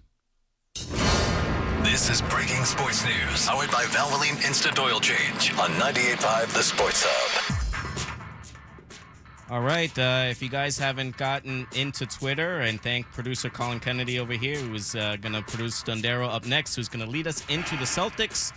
But per reports, the Celtics have ruled Jason Tatum out for Game 7 tonight. Got what they wanted. We gonna see. You got what you wanted. Dang. You all got what you wanted. Oh, what a catch. Wow. Dang. Oh, he didn't catch it. But yeah, he did, but he still scored. You got, hey, this can go. This could be a fantastic week for talk radio. Either way, for one, Bruins season's over, Red Sox stuff, all that. If Jaylen Brown goes out and drops 50 and they win this game, the narrative and the stories and going forward, it would be incredible. If he goes out like he did against Miami and turns it over 8 times and they get blown out, the story's going to go the other way. Either way, the outcome of this game is going to be a major – well, it's not going to last too long because the winner's going to be playing – if they win, they'll be playing the Knicks on Monday, I believe. But any word if it's if they win, is he out for the playoffs? Oh, extended time. Or is this just tonight? So who's your starter? Peyton Pritchard? Pritchard's your starter. They're going to put you yeah. So now you have no choice but to play your depth. See how that works? See how now all of a sudden the depth is going to be important? We did it with our depth. We did it as a team, even though you could have played your depth with Jason Tatum. And it goes back to what you were saying earlier, and a lot of us have felt this way. You should have took care of business earlier. Yeah. This thing should have been over with. And if you win, you better hope it's not long term. I mean, it's kind of a thing going across the league. The Lakers got 2 guys banged up. Denver, Eric Gordon was dealing with the same thing. I think he had a hamstring or a calf. He was out. Look at Minnesota. DiVincenzo's out. Anthony Edwards out. Williams from OKC out. Hamstring. Calf or whatever.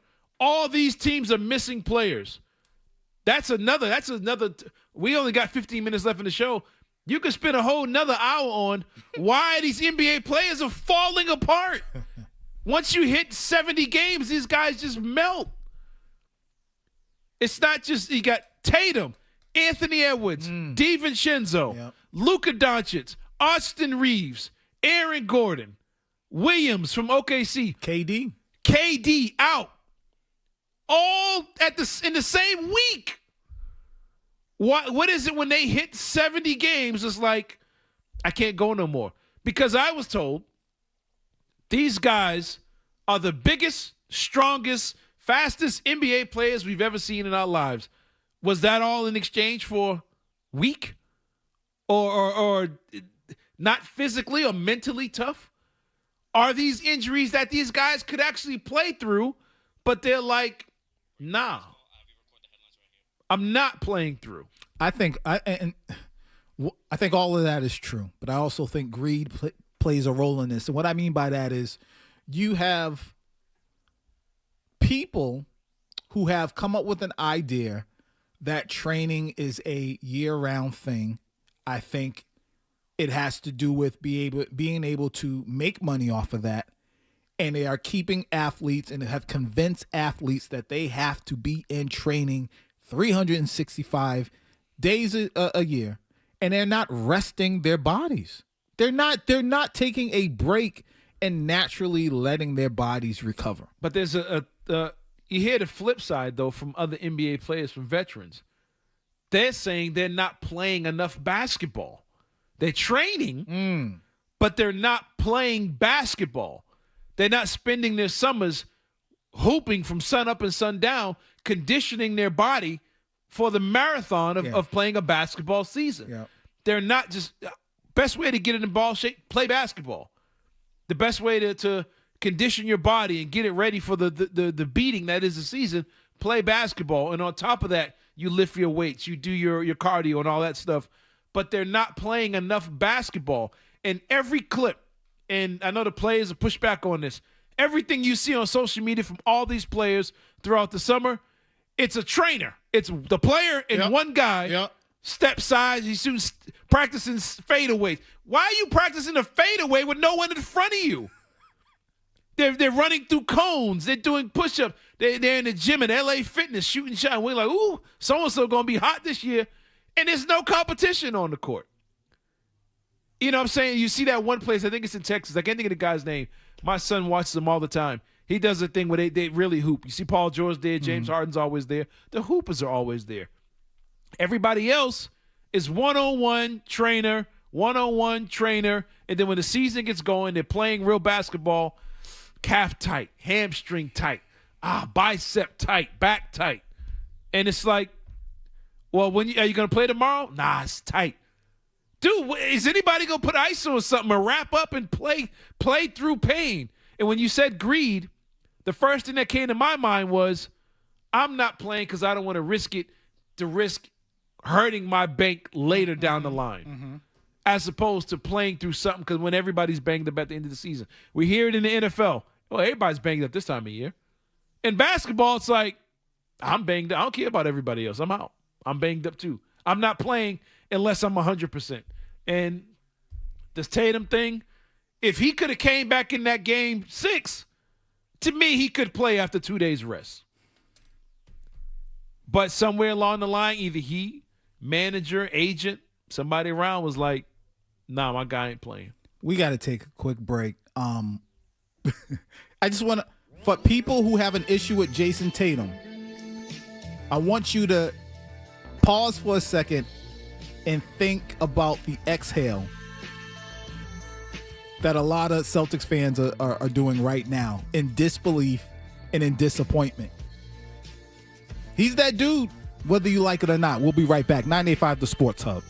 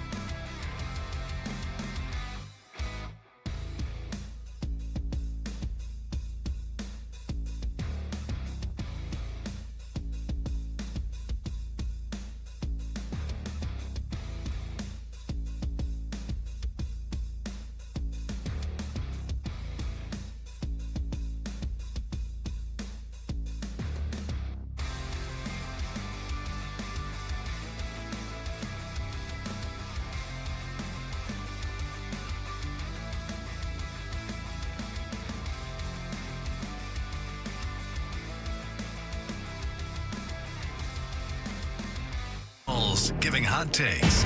Leroy and Cerrone battle on 98.5 The Sports Hub. Well, normally we're out of here by 5 o'clock. We're in here today until 6. We only got about 4 minutes, but normally towards the end of the show, we do the players call, but not today. I don't think any of us are in the mood because we just found out that Jason Tatum is out for tonight's Game 7 versus the Sixers. Again, I want to remind people who are very critical of Jason Tatum and kind of downplay his worth. I need you to recognize how disappointed fans are right now. I need you to go on social media and look at how disappointed Celtics fans are right now. Cerrone, out of the corner of my eye, I see you got a smirk on your face. What's up? I'm watching the football thing with the Celtics. But no, they are. Look, it's a big game for them. I still want them. I want them to win this game. I think they still can win this game, believe it or not. I think now they're forced to do all the things we've been begging them to do, and that's use your depth. You have to play Bayless. You got to play Sharman. You got to play Jordan Walsh now. And if someone gets in foul trouble, you got to go down to Gonzalez, or you got to use all your bigs. Now it's all hands on deck, which is what it should have been from the beginning. And the series would have been over, and he wouldn't be out there limping with a knee stiffness or whatever it is. Then you worry about, if you win, you're worried about Tatum going forward. Can he play game 1 and 2 against the Knicks, whatever it may be. But you have to use your depth. And because Mazzulla now is forced to make changes, I think they can win this game. Will he do it, though? He has no choice. We've all been crying about, listen, man, make some adjustments. He hasn't made a lot of adjustments. Will he do it? No choice, or they're going to get blown out. He has to use his depth. He has to figure out ways to get other guys buckets. You can't play this game now with Jaylen Brown just up top dribbling the whole game because there's no relief. You can't take Jaylen Brown out. Let me back up. Jaylen Brown can't take himself out with the offensive fouls and stuff like that because now there's no other guy. There's not another guy that's going to come in and give you 25, 12, and 7 what Tatum's been giving you this series. You got to now figure out a way to get your offense, your team, like I said, get everybody on the same page. Rebounding. You're losing the number 1 rebounder in this series. Guess what you're going to have to do?